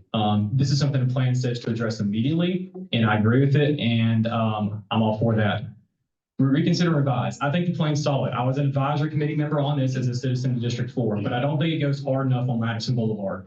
Mentioned 3 times in the plan is that there's limited transient and illicit drug activity along the Madison Boulevard corridor, and this hotspot is limited in both geography and impact for the time being. Other quotes on this: reinvigorated aging boulevard, unattractive, stark absences landscaping. One thing that I thought was notable was that the discussion of the Madison Quarry. Some of the mayoral candidates talked about this. This is 66 acres we own right now. It's near town Madison. It was scoured earth, but it's actually pretty beautiful. We could put some walking trails out there. They've estimated about 3 miles worth of walking trails, relatively cheap. It's a 35-foot quarry that's been used for scuba diving before and rock climbing. So pretty cool little opportunity we have there in the quarry in Madison. I found it very interesting too. I would say the thing that I would like to relook at is the part, since I'm District 5, we're more on the east side, and the plan basically focused more on growth in the west side. And to me, I'd like to revitalize what we already have on the east side, particularly Old Madison Pike. I think even in the plan, it talked about that the point became mute. But it was in there and it's in the plan. It's just not as prioritized. So that would be something that I would like to look at. I did like the way that it talked about the greenways and connecting neighborhoods and actually connecting our community together. So I appreciated that a lot. And the thing that I found interesting was the same with the multifamily. Didn't really affect the schools as much, but I actually met some of my own constituents tonight that live in duplex housing like that, and they're retired, so that explains that. Okay, thank you. All right, well, to me, this was a great book. Now we'll talk about my education. I got my bachelor's degree in city planning and infrastructure development. And then I got my master's in industrial site location. So this kind of thing was just like, wow, you know? But I love the point that it made about updating our zoning, because that is really important. How we have our land use is so important to how your city functions properly. You don't put industry right next to residential. You don't mix commercial in the middle. You have it put out in such a way that it's an easy flow of traffic. And there's a lot of different ways you can do that, but I loved how this put that together. I also love that it says add a fire station, because I've been advocating for a fire station on the west side of County Line Road ever since I got in. Now that there's more residential out there, there's more children. We're going to have a whole school out there now. I really feel it's important that we also have a fire station out there.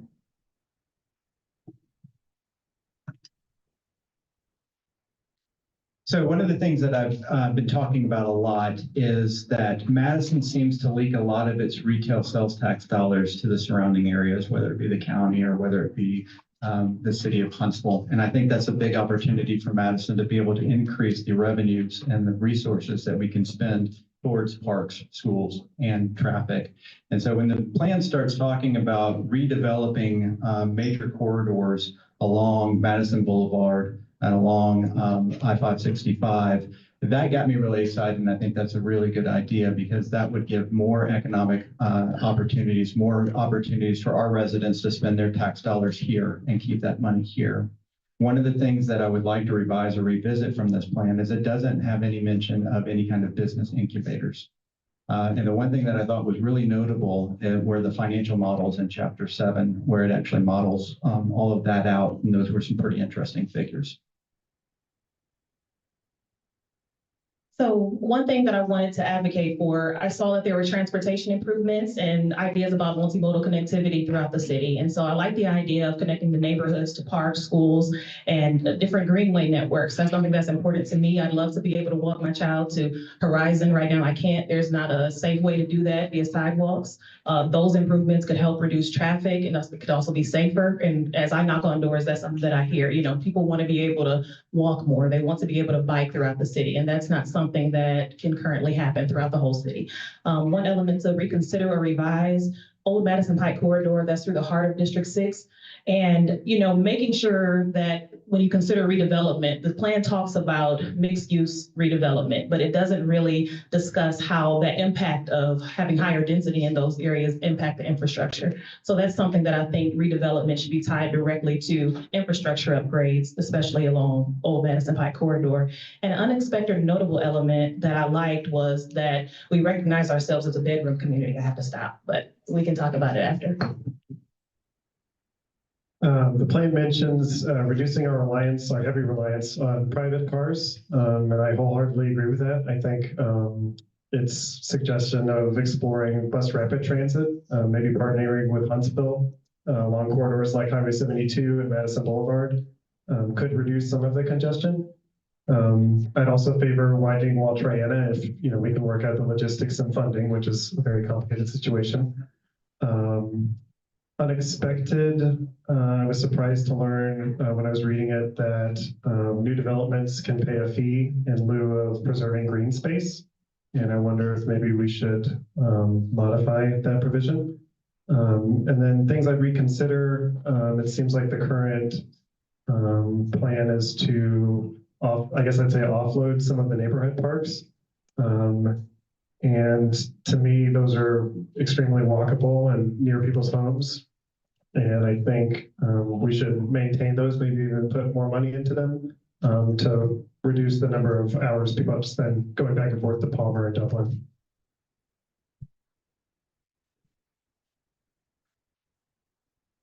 Sorry, I'm gonna stand. I've been sitting all day. But to answer that question, I mean, what would I advocate for? Well, I mean, it's things we've been advocating for with improved traffic. Palmer Park expansion. I led the master plan for Palmer back in 2018 and helped work the expansion that we have now going on.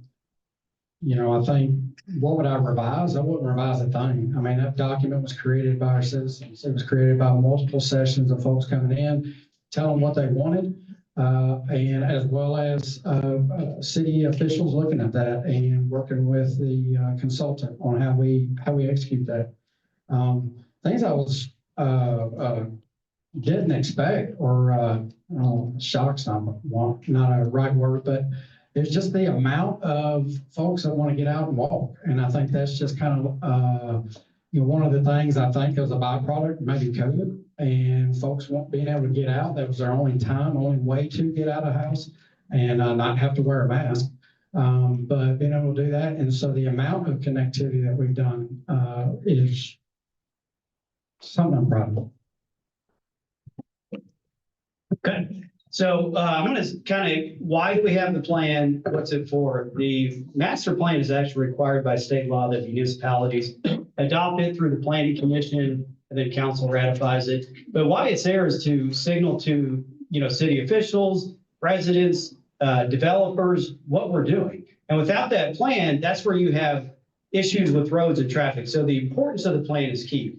I did read the plan early on. I did this CAPSO training to try to understand it. So a couple things that I thought was brilliant in the plan. We talk a lot about traffic. I'm District 2, which is Northwest Madison. Much of the growth is in Northwest Madison. So if you look at the road plans with Huntsville Browns Ferry, it's incredible. It's multi-use path, it's widened roads, it's planning that out in advance. So is it plan important? Absolutely. One of the things that surprised me was obviously we're going to have growth. It's not going to stop. In there is consideration and discussion of the third high school. And so we talk about how great our education is, right? But we talk about the impact of a third high school, both from cost, from staffing, from building, and then other anecdotal studies of the quality of education. So I think we should talk over coffee more about what I think about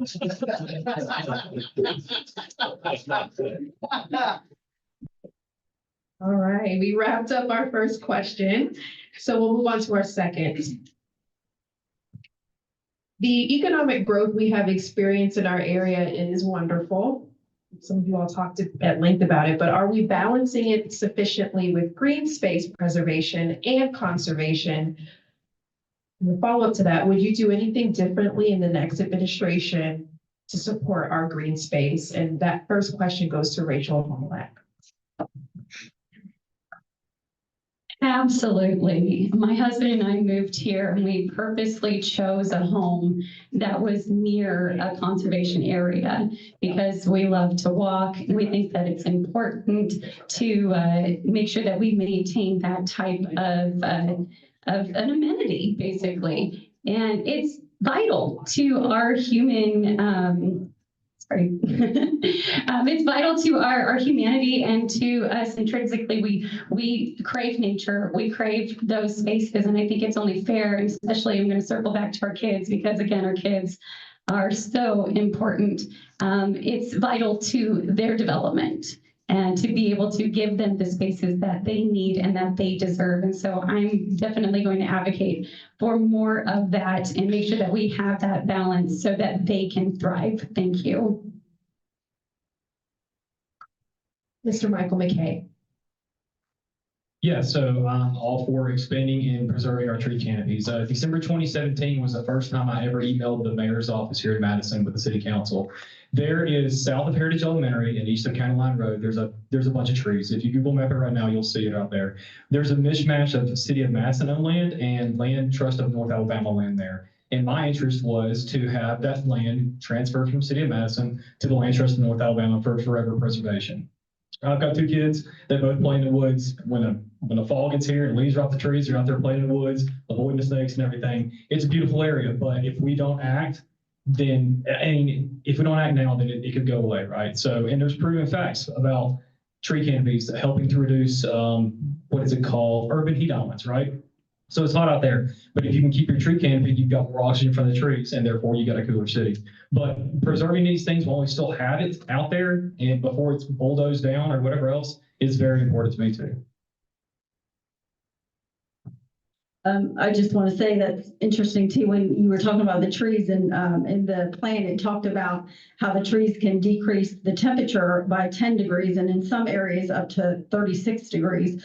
So I think, like I said, that was one part of the plan that I really liked, is that it was promoting the green space. And you say what to do different from the next administration, or once I get on council. Now I'm only one person, so I would advocate maybe if we could designate some areas of land to keep for our community, so that when we develop the land, that we've already designated that area, because we don't want to lose it as we grow.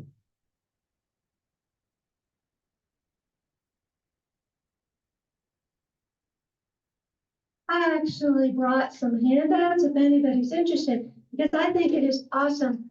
It is easier to talk to. I can see people in the back, but it's so important, and we've come so far, and people have made a concerted effort in our city to put these greenways in place.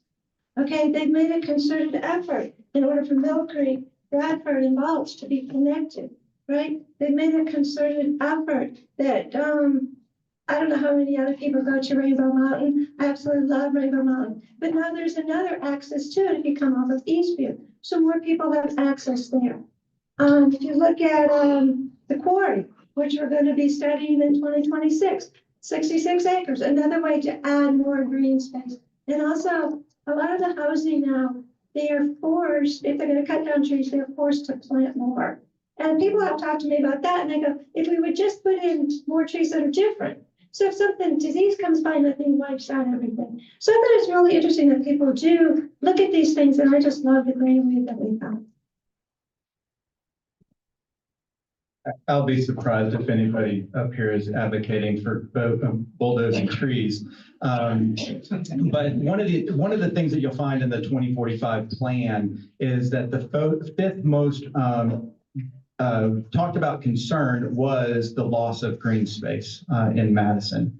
And so I know it's been scientifically proven that being in nature and being in green space reduces blood pressure, is actual prescribed in different countries as a prescription for mild depression. And so I think it's important to have these areas that we can actually get into.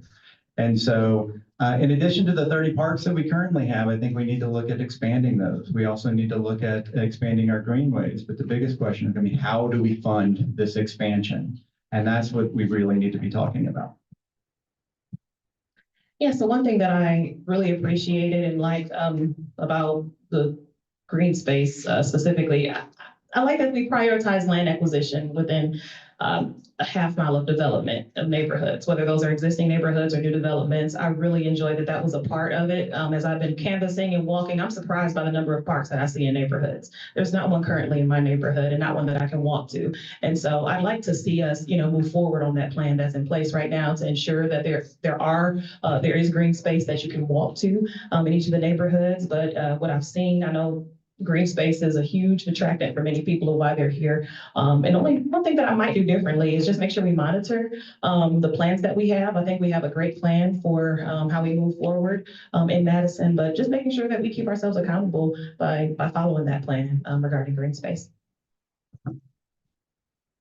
Yeah, so based on firsthand feedback, I'd say the city is doing a good job managing the green space that we have and, planning for future developments, in that regard. But I guess I'd say, I'm open to people who have an opposing view. If there's stuff people would like done that isn't currently on the books, I'm interested in that. Really on any topic, my focus is on representing the collective will.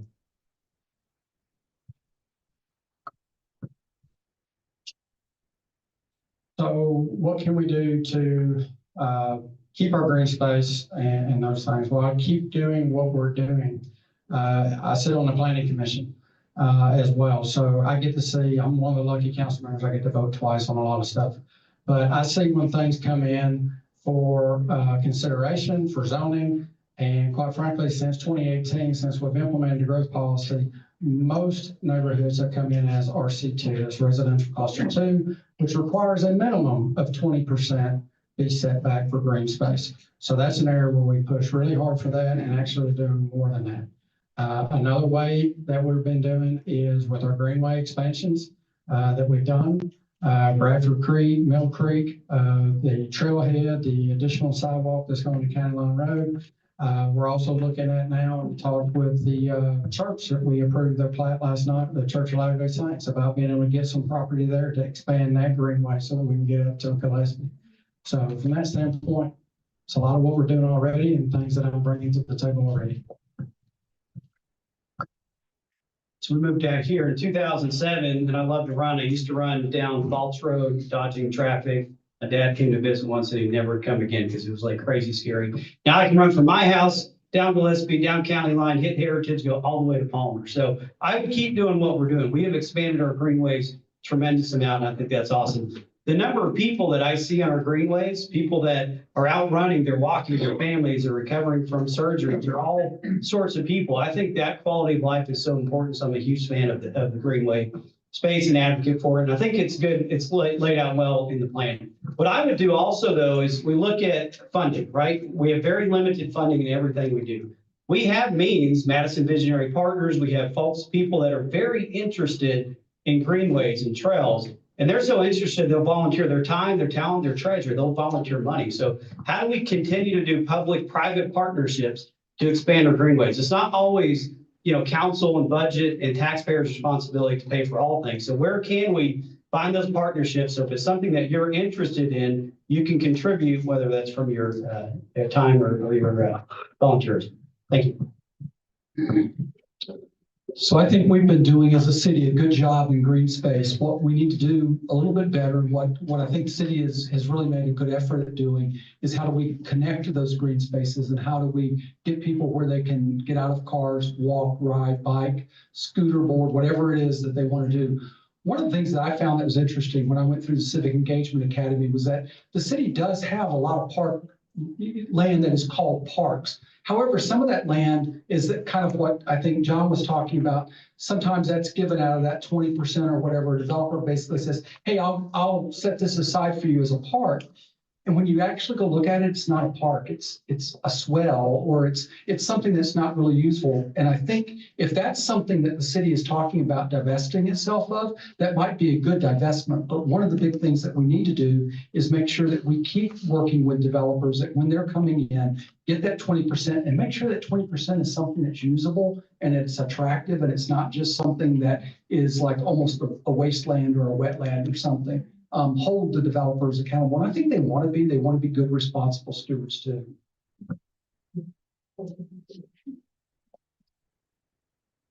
Our next question, in 2021, the Madison City Council passed a resolution creating a policy to live stream and archive city council meetings, planning commission meetings, and zoning board meetings. This policy remains in effect only for the term of the current council. With the understanding this was voted on by City Council, would you advocate to continue live streaming and archiving these meetings and preserving the current recordings? And would you be open to expanding the live streaming to work sessions and utility board meetings? And that question we'll start with Mr. McKay, Michael McKay.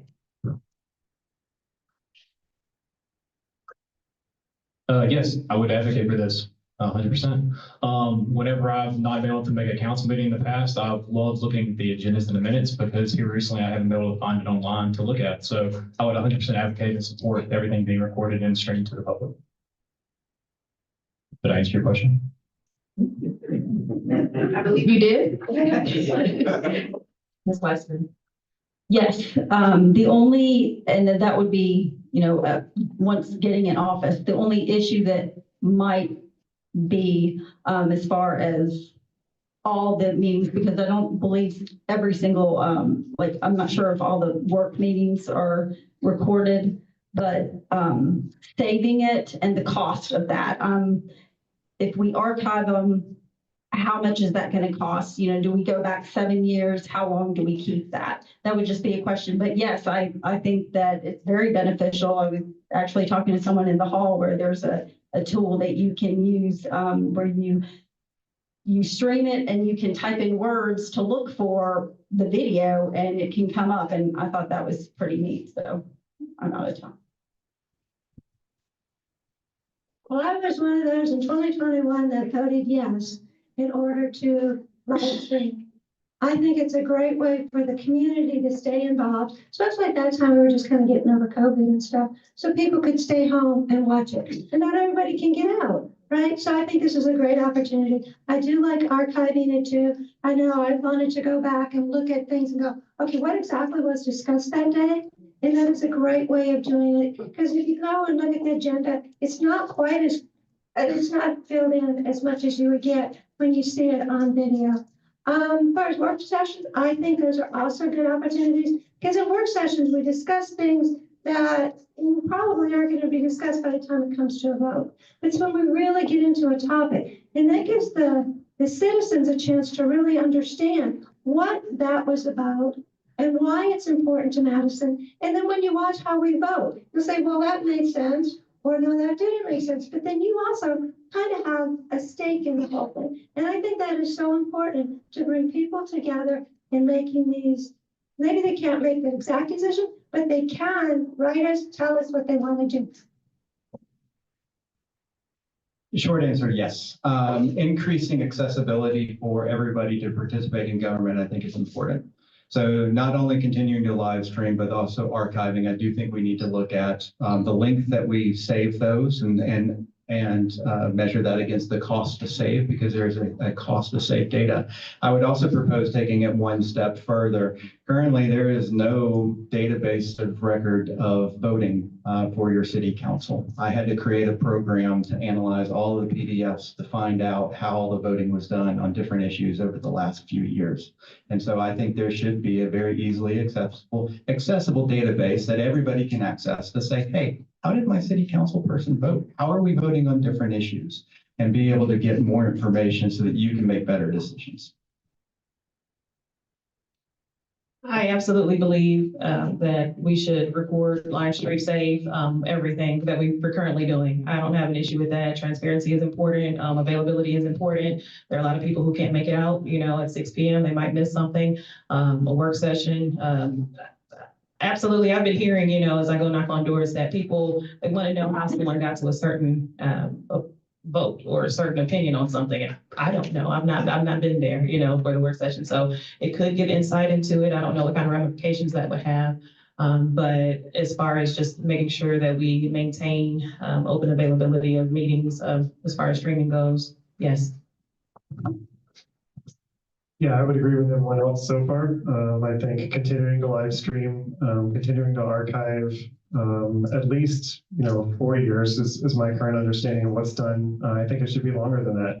I'd like to see the policy expanded to work sessions and really any meetings of the council. There are a lot of other cities in Alabama that stream basically all of their boards and commissions. So, like others have said, assuming that the cost is reasonable, I think we should pursue that option as well. So I would agree. I think live streaming and archiving those has been a good thing since we've implemented that. I know as your current council president, we have done that every council meeting. We've also done that in our work sessions. I know I've been asked literally by the IT folks, what do you want to do? And I'm like, it's a meeting. Let's just do what we do normally. So from that standpoint, yeah, I agree with it. I also, though, will say, I don't think that replaces the part of being civically engaged, which is what y'all are doing tonight. This is being live streamed, but you're also here. And so I understand the opportunity that it affords you to, if you can't make it or you can review things or whatever, but it also does not replace, because I believe that while one side comes to the table, the other side as well, so that you're more involved, more engaged, because there's a lot more you can get from speaking to someone versus watching a recording, especially from where it's recorded in the council chambers. I'll also add, all of our meetings can't be streamed from the standpoint of they all don't meet in council chambers. Council chambers right now is the only place that you can stream meetings from the technology standpoint. So we have to look at that from a balance on funding.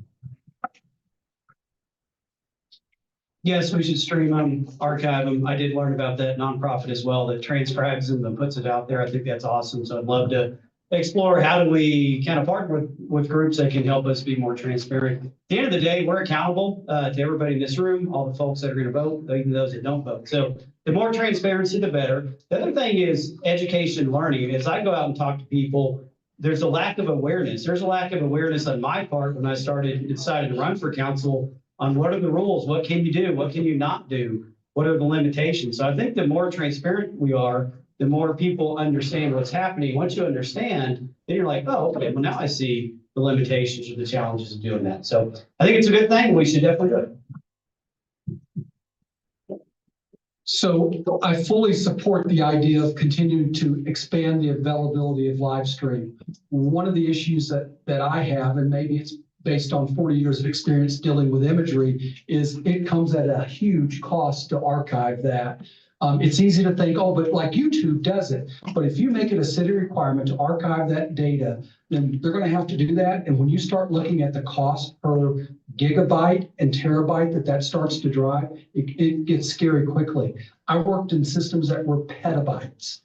So I have this huge fear about saying, hey, let's just save everything, because it becomes unwieldy at some point from a budget perspective. Maybe we won't be anywhere close to that for a while, but it's a fear that I have. Plus, once you get about 5 to 7 years outside of the recording, you start to lose the context of it from many perspectives.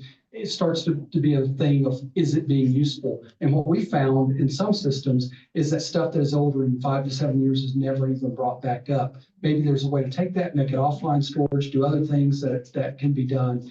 But it is a fear that I have that we can get a huge cost. So I agree with John Seifert. I think that y'all showing up and being civically engaged personally is really what we want. But also we understand that not everybody can show up, and that's why having something live streamed is going to be very beneficial in that sense. But this is something that particularly is something that I want to make sure that we implement because it creates accountability. So last year, I was silenced at a city council meeting here in Madison City, and my microphone was turned off, and I was taken away from the podium by the police. And so this is very near and dear to me because I think we have the First Amendment right to bring up concerns and to make sure that our leaders know and that they should listen to us. So absolutely, I believe that we should have the live stream and we should archive it as much as we possibly can under budget, mainly for accountability. Thanks. So we're now going to take audience questions and you'll have 30-second response. I'll start first. This is from a high school student. As a high school student, I would agree that our schools need improvement, and I believe an excellent solution to this would be to elect the school board. Please elaborate on your respective stances regarding an elected school board. Great question, and we'll start with Alice Leston.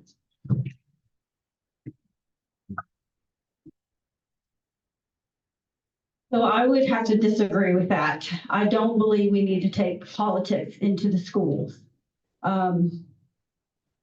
Sometimes if you have someone elected, it can become somewhat of an agenda, and it could, the top 10 schools in Alabama are all appointed. So that should tell you something. So I respect what you think with the high school student, but that is my stance on that. Thanks.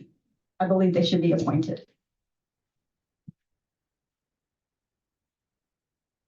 Having gone through the process of selecting Board of Education individuals, I go with that. I think it's important to keep it out of the electoral back and forth, because then they can come and they can tell us what they really believe they are going to do for the students. And it becomes more of a, we learn what they really want, as opposed to somebody that might not find out so much and then there's a vote and then you find out later, well, that's really what they wanted. It's just kind of a slippery slope for me, so I'd rather we just keep it going. I think it's hard to disagree with the success that our schools have had. We have some of the top ranked schools in the United States, and having two sons that have been through it, I can tell you when they go off to college, I have one at UAB and one at Mississippi State, and both those schools recognized the school system that they came from. So I would not be in favor of an electorate school board. I do believe keeping politics out of it and keeping the school board focused on the kids and on their education would be the smart move. So I had this conversation with someone earlier, but I have to gather more information in order to come up with, I look at, as has been mentioned already, the success of our schools. And I have to strongly research and consider why we would change something that could negatively impact that success. So more research would have to be done, but right now I couldn't support making a change like that. So I think there are, arguments to be made on both sides. If we had an elected school board, they would be slightly more directly accountable to the voters. Like others have said, our school system is doing very well already. So I don't see a pressing need to change it. But if there was a vocal contingent that wanted to do so, I think it's, worth public debate.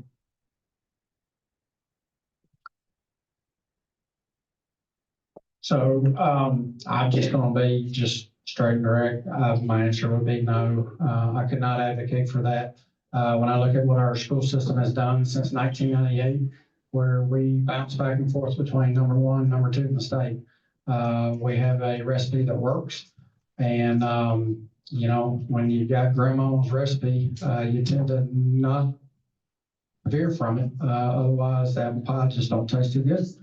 So if it ain't broke, don't fix it. So I just can't advocate for that. One of the reasons I ran was to keep an appointed school board. I think it's critical. We have some of the best schools in the country, and we would not do anything to disrupt that. My kids have been through it. I think that council can work with school board, can work with the superintendent, can listen to parents as well. But the school board runs that organization. It's incredible. I wouldn't change a thing about that. I would not advocate for changing from the current model unless there was data that could show that there's a better model. Right now, there is no better model. I think appointed school boards outperform elected school boards in almost every region of the nation. So give you your time back. I'm going to be the one that agrees with this student. So, and I'll tell you why, because our schools have become political, whether you like it or not, and our children are being targeted, whether you believe it or not. So I do agree with this gentleman that had the question. The only issue that I have with it is that elections do cost a lot of money, and that would be another further expense for the city. And so it would be something that we would definitely need to consider. Thank you. Props to this kid for this question, because in high school, I was not thinking like that, so good for them. I would totally leave it appointed as it is right now. You get good balanced candidates, you keep the politics out of it. We've got a great school system. The school system that's ahead of us right now is the one I graduated from. I'm competitive, I want to beat them. We need to be number one, we need to take them down. So we need to do everything we can to be the best school system, and right now it's working for us, so let's keep that magic sauce going. Thank you all for your responses. We'll now move into closing statements, which is 30 seconds. And we will start with. You didn't hear my questions, please. Unfortunately, we're running out of time. We wish we could get to everyone's question, but we're running out of time and we have to be out of here by 8 o'clock. So thank you for your patience. Well, mine were in ahead of some of the others, so there's that. Okay, so we'll continue. More questions, please. We will continue with Ms. Denzine. Thank you. Well, if you've got any questions, oops, where'd that go? If you've got any questions, I'm more than happy to sit around, talk with you. I really do believe in listening to the constituents. It's your government. We are operating on your behalf, and I take that very seriously. So if there's anybody that has questions and concerns about it, please come and talk. I think that's an important way in order to be a good public servant. I hope you will consider me if you do live in District 6. I really do wish to continue to serve you and to end up having the services in your life that improve your life, that Madison has the quality of life that you enjoy, that you have the safety for the police and fire that works for all of us. Oh, boy, 15, no, politician finishes early. 30 seconds, I'm sorry. It was only, okay, so, okay. You're done. I'm done. Anyway, thank you all for coming. It's been a real pleasure talking with y'all. Thank you. Yes, thank you for coming. Thank you for engaging. As I go door to door inside the neighborhoods of District 6, the best days have been the days when you've answered the door and you've had questions and we've had really good discussions. So if there are any additional questions that you want to ask or discussions you want to have, please seek me out. As I continue to campaign, the main things that you're going to hear from me is finding ways to increase our resources without increasing taxes so that we can fund those things that you're concerned about, being able to do the capital improvement projects, being able to increase school funding, and also being able to increase our parks and rec. So again, thank you for coming. Erica White, District 6. I want to bring service, integrity, and leadership that listens to the residents of District 6 or Madison City Council. I'm open. People have called me today. I've been on the phone with constituents who have reached out via email. I'm reachable. So if you have any questions, my priority is roads and infrastructure, Madison City schools, and increasing our commercial tax base. So I have time to do this, the passion to do it, and I'm available. I'm ready to serve. A voter recently asked me about my vision for Madison's future. First, our students would reach even greater heights in equitable facilities with comprehensive curricula. Second, everyone would be able to get from point A to B efficiently and safely. Addressing those issues and the others listed at kennethjackson.org will be my mission for the next 4 years. If you share those goals, please support me at the polls next Tuesday.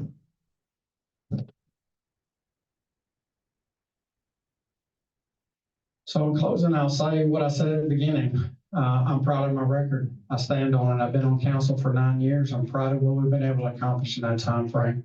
I have a heart of service, raised by my grandparents, and that's just what they put in me and instilled in me. But I'm proud of what we've been able to do. There's so much more that we can do that we're already working on, things like the online sales tax, already working across the state. And with that being said, from the standpoint too, that we are going to have out of time. So thank y'all for coming out. It's 7:48. Please read more questions. Please read the remaining questions. We have to be out of the room, so like, we have to clear all this out. So. As I look at where I'm at today, I care about, one thing and what's happening here. That's serving you and serving the city of Madison. That's it. That's the only agenda. That's all I care about. What I really have kind of valued is hearing from a number of people. I had so many, 130 plus coffee meetings, meeting with people, learning different perspectives on things. So what I would like to do is continue to get those meetings, continue to really build a relationship. It's not a 30-second, 1 minute, 90-second response. That's not any substance there. I want you to know me. I want you to know what I feel. We won't always agree, but we can talk through things and then we can make a difference. So real quickly, next Tuesday, get out and vote. Take a friend with you to vote. Take multiple friends with you to vote. Also, this city has a lot of ways to be engaged, and I encourage you to look for those ways to be engaged. We have a lot of boards. We have a lot of committees. If you want your voice heard, one way is to get into those boards and committees and take actions there. It is so important to be engaged in the city and keeping it to be a great place to live. Again, Rachel Homelack for District 4. I'm here to advocate for we the people. I feel that we've kind of lost touch with that a little bit with our current council. So I want to bring it back to the people and make sure that you are represented. And this also includes our children. So our 60,000 residents that live here, that includes kids. And we want to make sure that we build a bright and successful future for them. So please, let's do it for our children.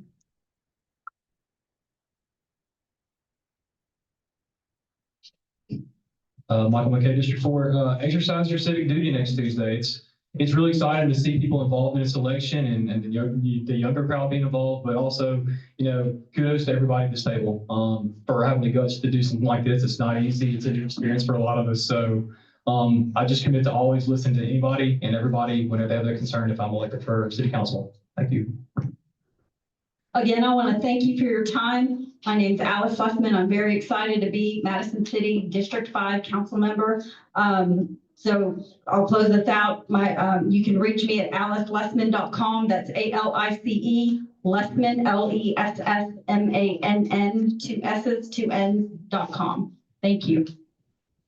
And again, thanks to all the candidates who came out here to speak on you all's behalf. Remember, a week from today, go out and vote. Thank you all for coming.